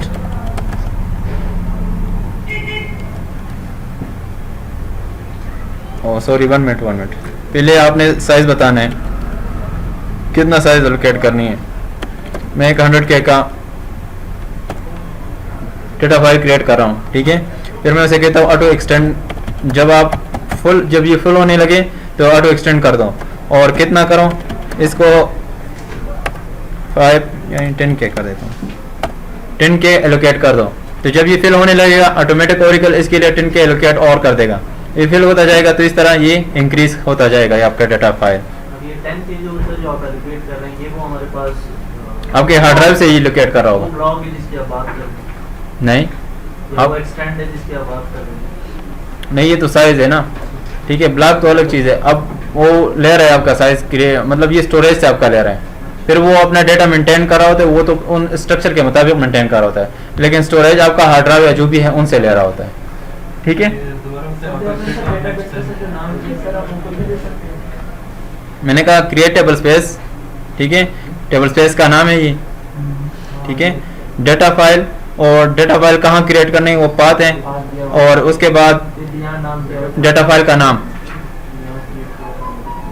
ठीक है। डेटा फाइल का नाम है, ये टेबल स्पेस का नाम है, उसके अंदर डेटा फाइल है वो ये नाम है उसका, ठीक है। उनका साइज 100K है और ऑटो एक्सटेंड 10K है, ठीक है। मैंने टेबल स्पेस को साइज नहीं दिया, ठीक है। अगर इसका साइज होता फिर यहाँ पे मैंने मेंशन करना होता फिर। ये सब लॉजिकल होती है। हाँ लॉजिकल होती है, ठीक है। आपका टेबल स्पेस क्रिएट हो गया, ये ऑटो एक्सटेंड होगा।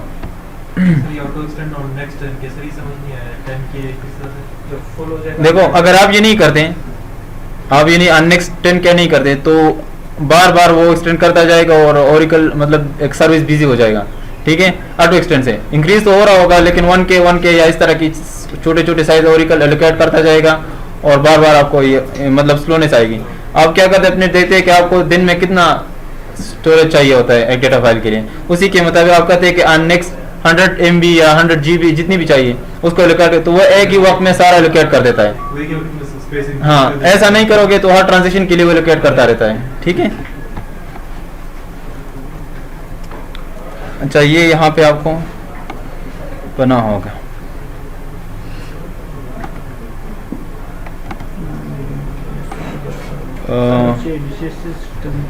सर ये आपका डेटा फाइल नजर आ रहा है। हर डेटाबेस में कितनी डेटा फाइल? हर डेटाबेस में कितनी डेटा फाइल्स होती हैं? क्या हर टेबल के लिए अलग डेटा फाइल है? हर टेबल के लिए अलग डेटा फाइल होना, ये कैसी बात हुई यार? नहीं, पूछ रहा था कि एक डेटाबेस के अलग डेटा फाइल। नहीं देखो, ये एक ही डेटाबेस देखो। डेटाबेस की एक डेटा फाइल है। अगर आप OLTP ऑर्गेनाइजेशन है, ठीक है, तो उसमें उनका अलग एक डेटा फाइल होगा। जैसे मैं हमारा था वो तकरीबन 80 GB तक था, 80 GB तक डेटा फाइल का साइज था, ठीक है। अब अपने डिपेंड करता है आपने कितनी डेटा फाइल, आपने 30 GB तक डेटा फाइल रखनी है, ठीक है। तो 30 GB जब फिल होगी तो आपने दूसरा डेटा फाइल ऐड करनी है, तो आपके पास 30 GB का डेटा फाइल बनता जाएगा, ठीक है। लेकिन आपका अगर OLAP ऑर्गेनाइजेशन है, OLAP मतलब डेटा वेयर हाउसिंग एनवायरनमेंट है, तो आप एक बिग, हाँ, आपने एक बिग टेबल स्पेस क्रिएट करनी है। जब आप टेबल स्पेस क्रिएट करें उसके सामने लिखो बिग टेबल स्पेस, ठीक है। तो वो आपको टीबी में स्टोरेज वो स्टोर कर देगा। और वो मेरे ख्याल से टेबल्स की शक्ल में नहीं करता, क्यूब्स की शक्ल में डेटा। हाँ ऐसा कुछ है, वो क्यूब्स की शक्ल में। बिल्कुल। तो उसमें आपके लिए टेराबाइट की जो वो स्टोरेज आपको प्रोवाइड कर देता है, ठीक है। आप अपने एक डेटा फाइल में जितनी मर्जी टेबल्स क्रिएट करते जाओ। जो आपकी टेबल्स क्रिएट हो रही होती है वो आपकी मसलन आप उनको बता सकते हैं कि कौन सी। वही कर रहे हो ना, वही कर रहे हैं, आ रहे हैं। टेबल्स क्रिएट हो गया, ये डेटा फाइल आपको नजर आ रही है। अभी मैं क्या करता हूँ, क्रिएट यूजर,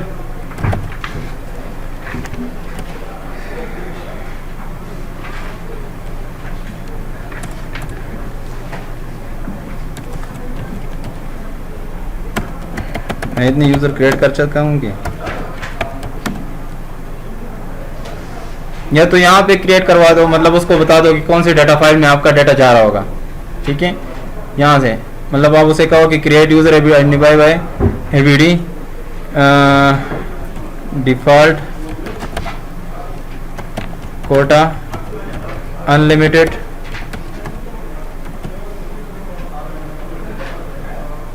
कोई क्वेरी मुझे याद नहीं बने इसमें है।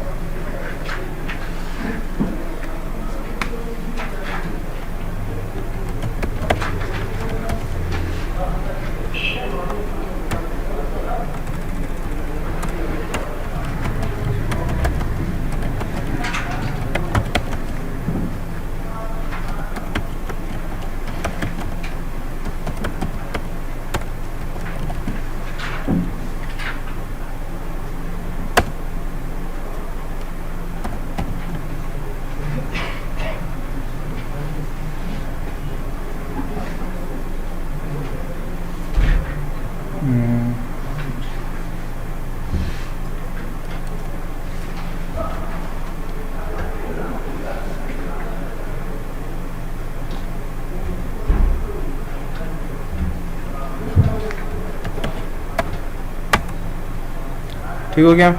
मैंने कहा यूज़र क्रिएट किया, उसका पासवर्ड भी वही है, और मैंने कहा जो आपका डिफॉल्ट टेबल स्पेस होगा वो ये होगा, और इस पे जो आपका कोटा होगा वो अनलिमिटेड होगा। ठीक है, आप उसको लिमिट कोटा भी असाइन कर सकते हो किसी टेबल स्पेस में, उनसे ज़्यादा वो क्रिएशन नहीं कर पाएगा। तो आपका डाटा अभी इसके साथ जा रहा होगा, इसी टेबल स्पेस में जा रहा होगा। समझ आ गई?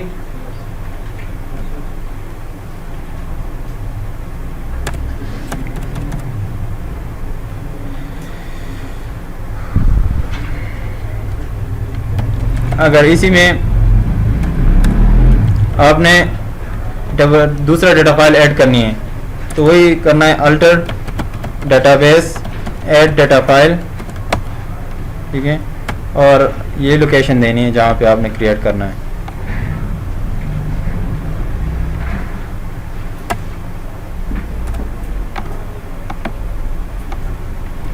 लेकिन इसका डेटा फाइल दूसरा होगा 02।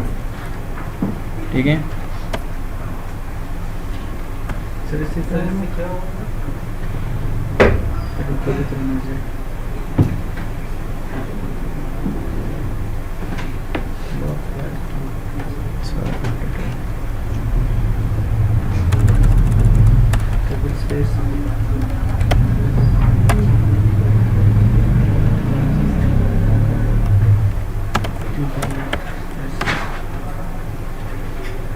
हो गया।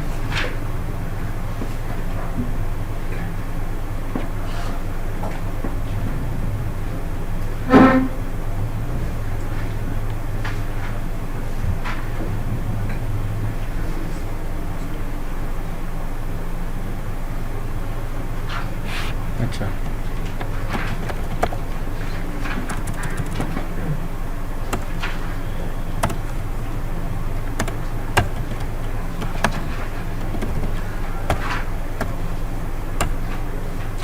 मैं साइज नहीं दे रहा था, इस वजह से रहा। ठीक है, उसमें मैंने दूसरा डेटा फाइल ऐड कर दिया। ठीक हो गया।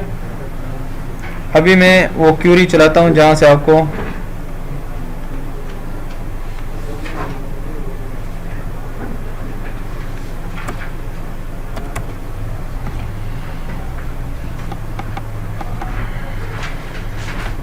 मैंने कौन सी डेटा फाइल क्रिएट की, एक ये और एक ये।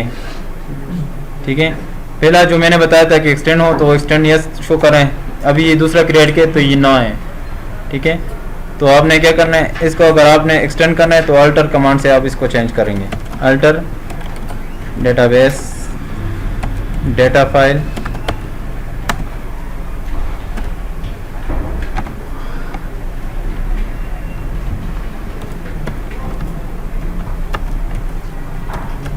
to extend on।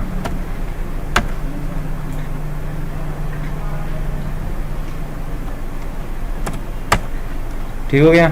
अभी वही क्यूरी करो तो यस हो जाए। सर इस टेबल स्पेस का यूजर हाँ, यूजर अगर देखते हैं टेबल स्पेस का यूजर कौन सा यूजर इसको यूज कर रहे हैं, देखता हूँ कौन सा टेबल होता है। स्टीवन दिखा रहे सर वो जो TBS 2 और मोबाइल क्रिएट किया कौन सी की ये वाली? TBS 2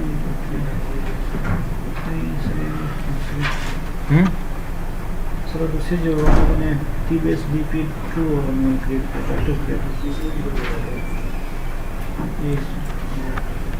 ठीक है।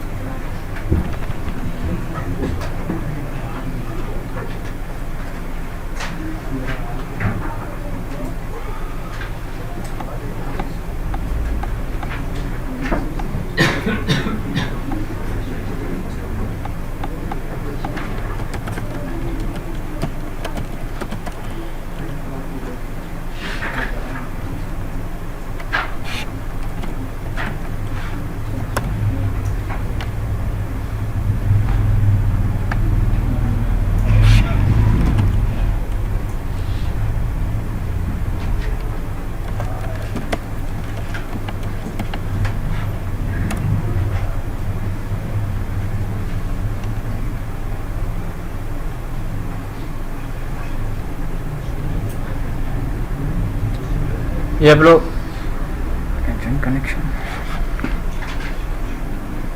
ये आप लोग का एंटरप्राइज मैनेजर हैं जिस ग्राफिक के लिए आप जो हम कमांड लाइन पे कर रहे होते हैं, कोई टेबल स्पेस क्रिएट कर रहे हैं डेटा फाइल, तो आप ग्राफिकली भी कर सकते हैं।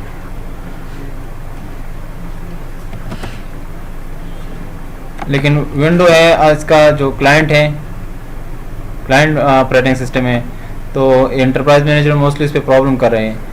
अभी तक मैं ट्राई कर रहा हूँ लेकिन वो मुझे कुछ सोल्यूशन नहीं मिल रहा। कुछ यहाँ पे कुछ स्टूडेंट के रन भी हो गए हैं लेकिन मोस्टली नहीं होते, तो मैंने मजबूरन यहाँ विंडो सर्वर पे इसको इंस्टॉल कर लिया।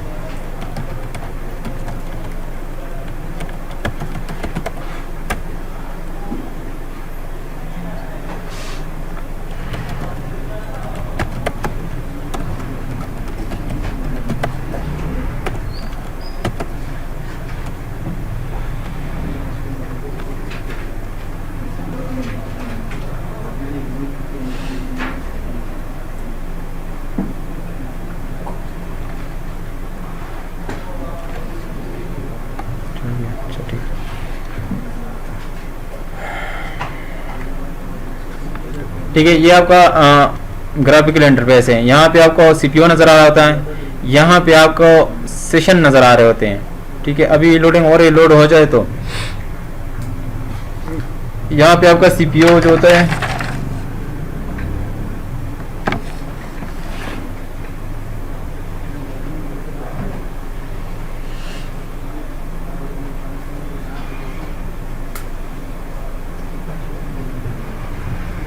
जी है ना,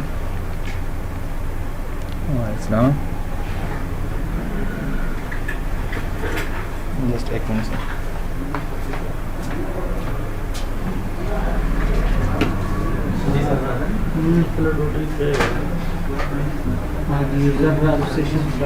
यूजर सेशन नहीं क्या नेट से नहीं, ये जो क्लाइंट वो इसमें नहीं देगा। जब इसमें है शेड्यूल को डिजाइन करा हुआ है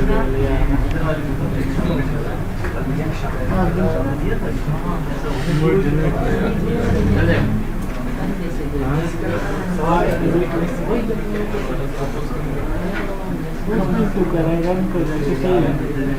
स्टैंड सप्लाई मैनेजर खोल ले, खोल लेना, सर्च कर अल्फाबेट में देख, सर्च कर सकते हैं। हाँ नंबर ढूंढना पड़ेगा। मैं ग्राफर ना देखे जो पढ़ लो ना हुआ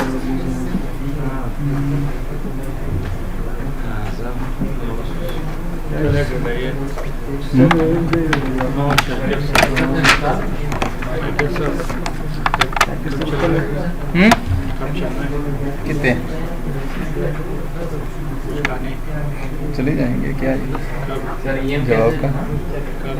जवाब का ये लिखो यहाँ पे ये आपका पोर्ट है, देखें जब इंस्टॉल हो जाए ना तो आपने ब्राउज़र पे सिर्फ ये यूआरएल देनी है यहाँ तक, ठीक है, यहाँ तक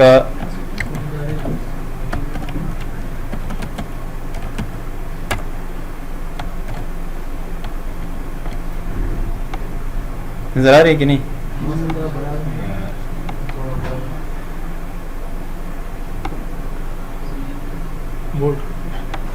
ठीक हो गया, ये आपने यूआरएल चलानी है, ठीक है। अगर कोई प्रॉब्लम दे रहे हैं, पहले तो सर्वर पे प्रॉब्लम नहीं देता, सर्वर विंडोज जितनी भी है ऑपरेटिंग सिस्टम में, अगर दे रहा है तो आपने CMD पे जाना है और लिखना है AMCTL start DB console, ठीक है। वो स्टार्ट हो जाएगा और आपको साथ में URL भी दे देगा कि आपका URL कौन सा है।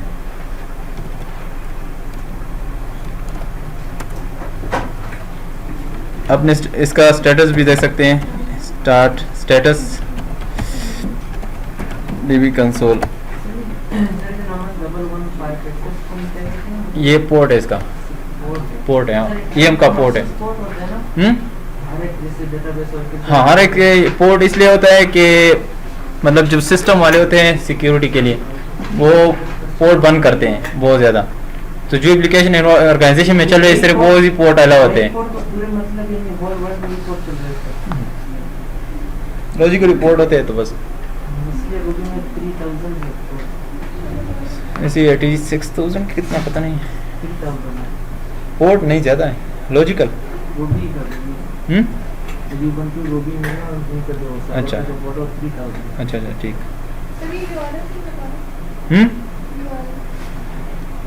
URL क्या है? हाँ, ये URL यही चीज़ है, यूनिवर्सिटी रिसोर्स लोकेटर, ये URL उधर भी आपको बता देता है। यहाँ पे मैं लिख लूँ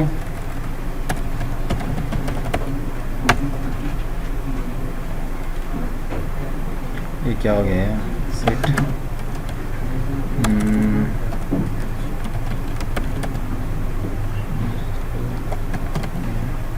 पता नहीं क्या चीज़ है, अभी रन नहीं हो रहा जी।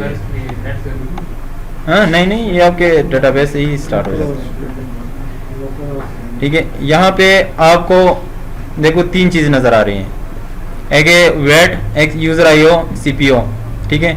अगर आपकी CPU ज़्यादा हो रही है तो यहाँ पे ग्रीन सिंबल जो ग्राफ है ऊपर चला जाएगा। अगर यूज़र IO ज़्यादा हो रही है या वेट हो रहा है तो यहाँ से आपको पता चल जाएगा कि कौन सा यूज़र है जो वेटिंग स्टेज में चला गया है, ठीक है, या कौन सा IO जो है वो ज़्यादा मतलब टाइम ले रहा है या CPU कास्ट ले रहा है, ठीक है। यहाँ से आपको पता है, उस पर क्लिक करेंगे तो आपको उसी के अंदर लेके चले जाएगा जो क्यूरी चल रही है, जो ज़्यादा मतलब IO कर रहा है, ठीक है। तो उसके बेस पे आप उसकी एक रिपोर्ट भी बना सकते हैं कि इस क्यूरी में टाइम ज़्यादा हो रहा है, या तो आप अपने खुद से कोई स्केल ट्यूनिंग एडवाइज़र है या एक्सेस एडवाइज़र है, ठीक है, उसके थ्रू आप इस क्यूरी की ऑप्टिमाइज़ कर सकते हैं, ठीक है। वो आपको बता देगा कि अगर आपने वीआर क्लास लगाया तो कोई जॉइन लगा दो या इस तरह की कोई एडवाइस दे देगा। नहीं तो आप थर्ड पार्टी कोई कंपनी है तो आप उसको फॉरवर्ड करो कि इस क्यूरी में आपका कोई मसला है, इसको ऑप्टिमाइज़ करके दोबारा रीजनरेट कर दो, ठीक है। यहाँ पे आपको ग्राफ भी शो हो रहा होता है, परफॉर्मेंस टैब में लाइव ग्राफ चल रहा होता है। आपके ओरेकल इंजन का। ठीक है, यहाँ पे कोई मेरे ख्याल में कोई प्लग इन इंस्टॉल नहीं है तो इसी वजह से शो नहीं हो रहा। अदरवाइज यहाँ पे एक लाइन बनी होती है और आपको एक ग्राफ मूविंग करते हुए नजर आएगा।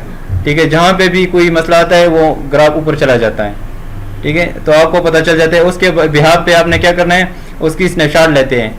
ओरेकल खुद ही से 60 मिनट बाद एक स्नैपशॉट लेता है अपने ओरेकल का जो स्टेटस है इंजन का, वो एक 60 मिनट बाद स्नैपशॉट लेता है। उस स्नैपशॉट के बेस पे आप अपनी एक रिपोर्ट जनरेट करते हैं और उसी रिपोर्ट पे बेस अपने आप क्यूरी निकालते हैं या अपने डेटाबेस का स्टेटस है उसकी बेस पे आप अपनी डिसीजन लेते हैं। क्लियर हो गया?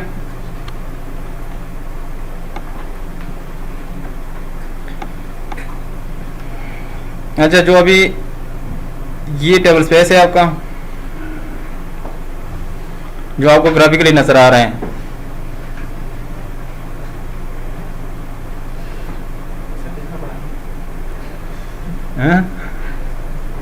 देखते हैं यार, थोड़ा स्टॉप कर लेते हैं। खैर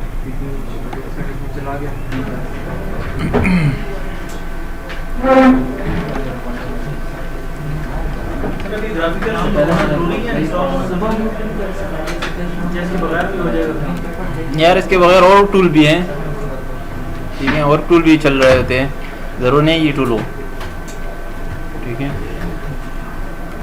लेकिन होते हैं आपके पास तो ये है कि आपका जो सर्वर चल रहा होता है आपको लाइव स्टेटस दे रहा होता है, उसके लिए ज़रूरी होता है। मैं जब भी मतलब मेरे सर्वर पे मैं काम कर रहा था तो ये मेरे लाइव सर्वर पे ही चल रहा था कि कोई इशू तो नहीं है, जो उसको मैं देख के मुझे पता चला है कि नॉर्मल सब कुछ चल रहा है। सही है ना?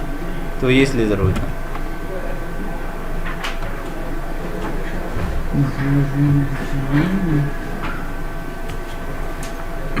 ठीक है, ये आपके टेबल स्पेसेस हैं जो आपके सामने नज़र आ रहे हैं, उनके साइज ये है और ग्राफिकली बताया कि कितना ये फिल है और कितने।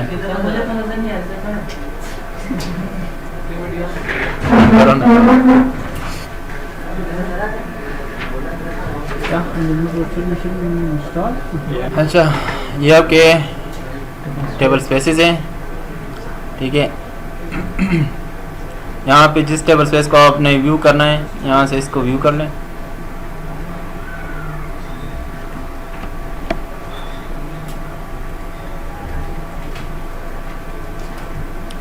ठीक है, आपको उनकी इंफॉर्मेशन बता देगा कि आपके क्या क्या है, डिफ़ॉल्ट, लोकल मैनेजमेंट, एक्सेप्शन जो भी हैं, और ये इसके अंदर डाटा फाइल है। ठीक है, उसका साइज ये है और उनका साइज़ इतना है। ठीक है, अभी इतना 4.606 MB तक फिल हो गया है। आपने अगर इसको एडिट करना है, ठीक है, इसको मैं एडिट कर लेता हूँ। ठीक हो गया, तो आप इसको रीड राइट कर सकते हो, रीड ओनली कर सकते हो, ऑफलाइन कर सकते हो। ऑफलाइन होगा तो उसमें कोई ट्रांजैक्शन नहीं जाएगा। ठीक है,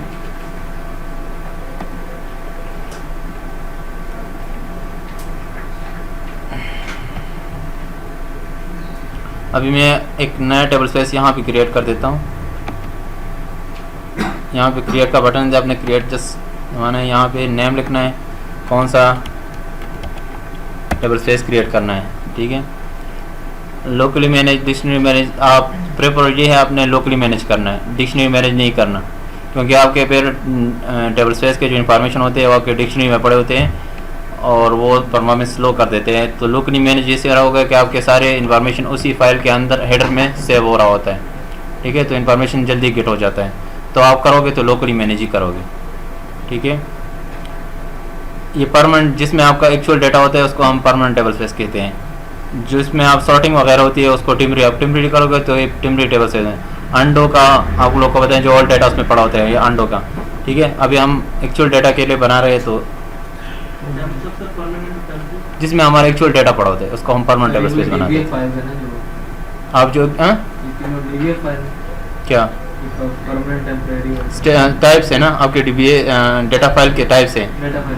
ठीक है, अंडो बनाते हो, टिमरी बनाते हो या एक्चुअल डाटा के लिए बना रहे हो। अच्छा, मतलब ये हम अपनी मर्जी से स्पेसिफाई कर सकते हैं किसमें हाँ, कौन सी फाइल आप। ठीक है, आपका टिमरी नहीं है तो आपको या अंडो आपका डिलीट हो गया तो यहाँ से आप क्रिएट करोगे अंडो। ठीक है, इसमें डाटा फाइल ऐड कर देता हूँ।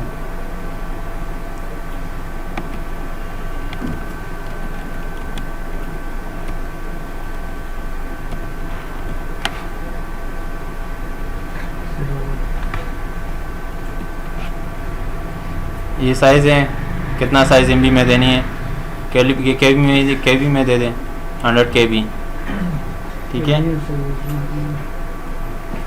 दोबारा रीयूज़ होगा कि नहीं, रीयूज़ कर ले। ऑटोमेटिक एक्सटेंड यस कर लें। कितना इंक्रीमेंट करोगे, 10 KB, ठीक है। कंटिन्यू जी। आ गया क्या, रिटर्न कनेक्शन नहीं है इधर, इसी का कह रहे हैं वैल्यू अनलिमिटेड मैक्सिमम फाइल, मतलब आप किस साइज तक टेबल डेटा फाइल बनाना चाहते हैं, उसके बाद ये एक्सटेंड नहीं होगा, ठीक है। अगर अनलिमिट कर दे तो फिर इंक्रीज होता जाए। लास्ट फाइल बनानी है ऑनलाइन वगैरह के लिए, उसमें तो में यहाँ पे कोई ऑप्शन क्या ऑनलाइन प्रोसेसिंग के लिए अगर कोई फाइल हाँ वो बिग टेबल स्पेस है ना, या तो वहाँ पे बिग टेबल स्पेस कर लो या बनाते वक्त बिग टेबल वो बता दो। कहाँ पे बताना है? एक मिनट,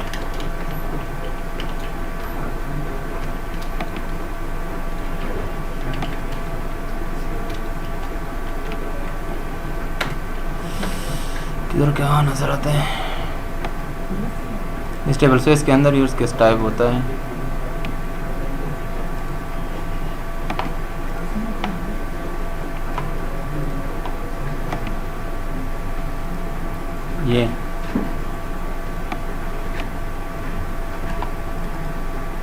ये चिक लगानी है, ठीक है। और फाइल टेबल स्पेस की हाँ तो आपने क्या करना है, अगर क्रिएट करना है कमांड के थ्रू सिर्फ पे लिखना है create big table space, big table. हाँ बिग टेबल स्पेस, बस इतना ही। उधर जो साइज में अगर टेराबाइट करना है टीबी करने में तो नहीं होगा। क्या ऊपर ऑप्शन जब हम स्पेस क्रिएट कर रहे थे तब जहाँ से हमने उसकी मेमोरी को डिफाइन किया था कि 100 KB और 100 MB, हाँ। वहाँ पे टीबी का ऑप्शन नहीं था। हाँ टीवी भी दे सकते हैं, टीवी तक भी दे सकते हैं। लेकिन सर उसमें ये है कि उसमें फिलहाल में जो डाटा स्टोर होगा उस डाटा फाइल के अंदर वो रिलेशंस की सूरत में स्टोर होगा, जबकि आप जब ऑनलाइन प्रोसेसिंग करते हैं तो डाटा आपके डाटा क्यूब्स की शक्ल में स्टोर होगा। हाँ लेकिन बिग टेबल स्पेस का ये है कि आप सिर्फ एक डाटा फाइल उसमें क्रिएट करेंगे, डाटा फाइल ठीक है। अगर आप उसमें मल्टीपल करेंगे तो बिग टेबल स्पेस का कोई फायदा आपको नहीं होगा, ठीक है। उसमें सिर्फ एक ही होगा। उसके ऊपर लगने वाली क्यूरीज भी डिफरेंट होती हैं। और डाटा हाउसिंग एनवायरनमेंट में मुझे कोई गया नहीं हूँ, अगर गया तो आपको फिर ज़रूर बताऊंगे कि उस वहाँ पे कैसी क्यूरिया चलती है। प्रैक्टिकली पढ़ा अच्छा ठीक है, तो ऐसे ही होगा फिर भी। इतना टच हमने भी नहीं दिया, क्योंकि क्रिटिकल एनवायरनमेंट में भी काम नहीं किया उसमें। क्यूरीज भी डिफरेंट होती हैं। अच्छा ऐसी क्यूरीज नहीं लगती फ्लैक्स डायरेक्ट फ्रॉम वो क्यूबिक, हाँ क्यूबिक शक्ल से, टेबल्स क्यूबिक शक्ल, बिल्कुल ऐसा ही होता है। अच्छा इसको शो स्क्यूल करेंगे तो आपको जो आपने किया अभी ग्राफिकली वो सारा आपको क्यूरी की शक्ल में नज़र आ जाएगा। ये स्क्रिप्ट अपने पास सेव करो, बाद में अगर क्रिएट करना है तो ये स्क्रिप्ट चलाते रहो, ठीक है। और ओके करो तो आपके पास टेबल स्पेस क्रिएट हो जाएगा। ज़्यादा इजी नहीं है, ज़्यादा ईजी है, ज़्यादा बहुत ज़्यादा। ठीक हो गया। अब सर यहाँ से आपने कौन सा ऑप्शन भी सिलेक्ट किया था जब गेम बनाने लगे? ये क्रिएट का जो, क्रिएट। ठीक है, तो ये सबसे मतलब आसान तरीका है। इससे अगर आपने फिर और ऐड करना है डेटा फाइल्स तो यहाँ पे इस पर क्लिक कर दो। सॉरी ये गलत हो गया, एडिट में मेरा ख्याल में आ जाएगा। एडिट करो, यहाँ एक table space data file add है, यहाँ ऐड करो, दूसरा ऐड कर दो कोई दूसरे नाम से, ठीक है।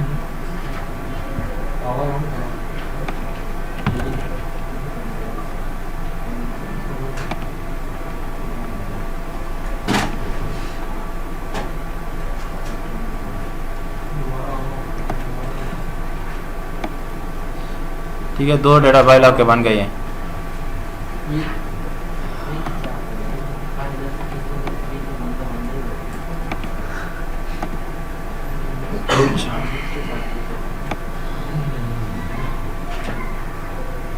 इसमें यार हाथ मुंह तक डेटा फाइल देखने हैं तो ये डेटा फाइल आपको सारे नज़र आ रहे हैं, ठीक है। जितने भी डेटा फाइल आप बना लोगे तो यहीं पे नज़र आएंगे आपको।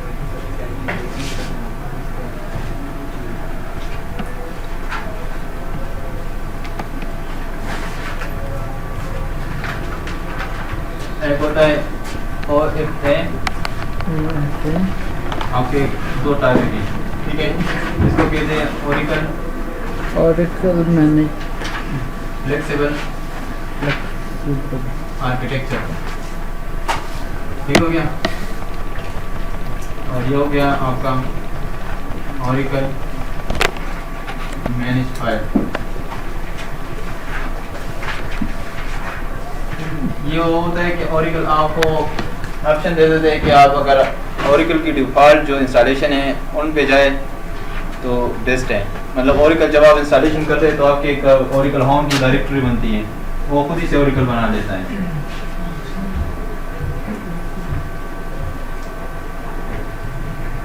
मोबाइल में क्या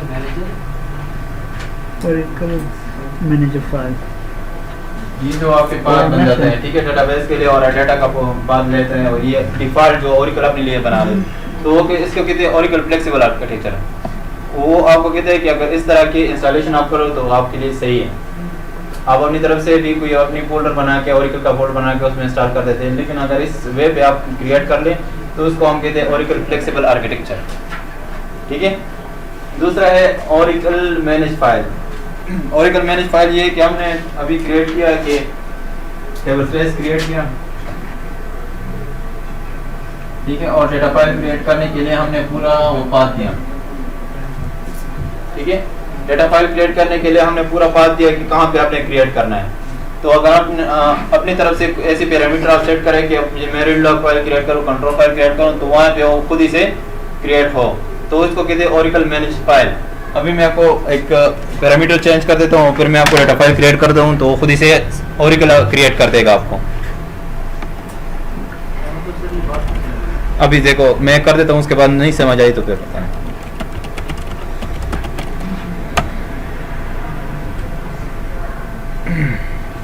ठीक है, ये एक पैरामीटर इसमें है db underscore create underscore file underscore test, ठीक है। मैं करता हूँ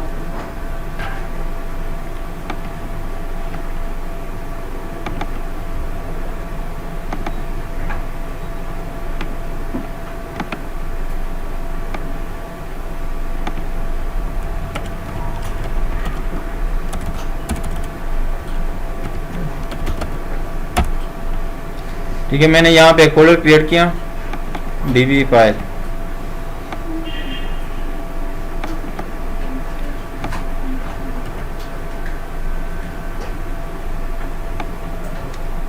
मैं कहता हूँ alter system set db underscore create underscore file underscore test is equal to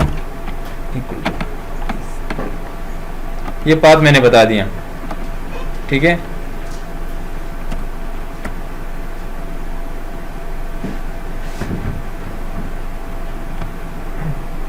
ठीक हो गया, ये अभी क्रिएट हो गया है। तो अभी अगर मैं कोई टेबल स्पेस क्रिएट करता हूँ तो डाटा फाइल खुद ही से क्रिएट करेगा ओरिकल आपके लिए। मैं करता हूँ क्रिएट टेबल स्पेस TBS,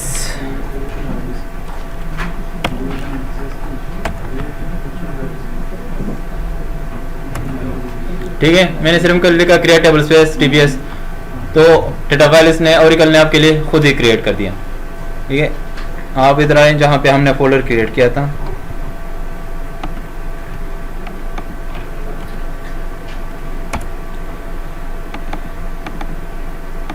ठीक है।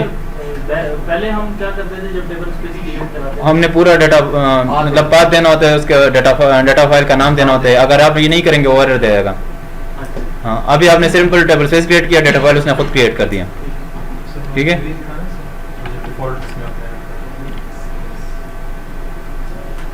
इस तरह के बहुत से पैरामीटर, ये लॉग फाइल्स के लिए डेस्टिनेशन के लिए भी पैरामीटर्स हैं, इसको भी आप सेट कर सकते हैं, ठीक है। हर चीज़ के लिए पैरामीटर है, आप उस खुद ही से आप उसको सेट कर सकते हैं। नहीं, ये आपके लिए क्रिएट कर देगा, ऑटो एक्सटेंड भी होता है।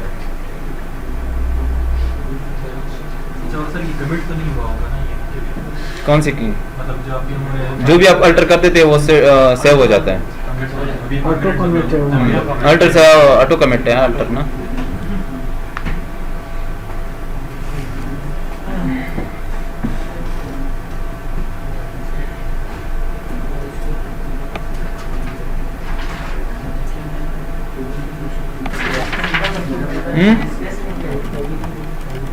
हाँ?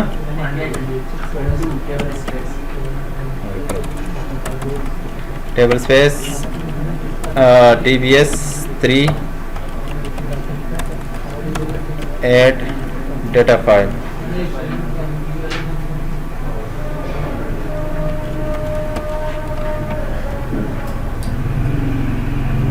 नहीं यही है सर। सही है? कहाँ से आपको समझ आ रही? हाँ ठीक है, अब यहाँ से अल्टर करें तो यहाँ पे दूसरा आपका फाइल बना होगा और ओरेकल अपनी तरफ से नाम दे देता है। देखो और 01 मैनेज फाइल को टेबल स्पेस और पता नहीं क्या क्या कुछ दे रहे हैं। सर उसका इसको भी रीनेम कर सकते हैं? नहीं ये रजिस्टर्ड हो गया। मतलब अगर इसका नाम को यूज करना है तो फिर इधर से कॉपी करके पेस्ट हाँ इस तरह करोगे, ये रजिस्टर हो जाता है। सर ये लफ्ज भूल गया सर, ज़हन में नहीं आ रही। ये अनडू टेबल स्पेस क्या होता है? जिसमें आपका पुराना डाटा जा रहा होता है, रीडू बफर, जिसमें नया डाटा जा रहा होता है। रीडू बफर होता है। रीडू बफर होता है, उसके रीड फाइल भी होते हैं ना, रीडू फाइल्स।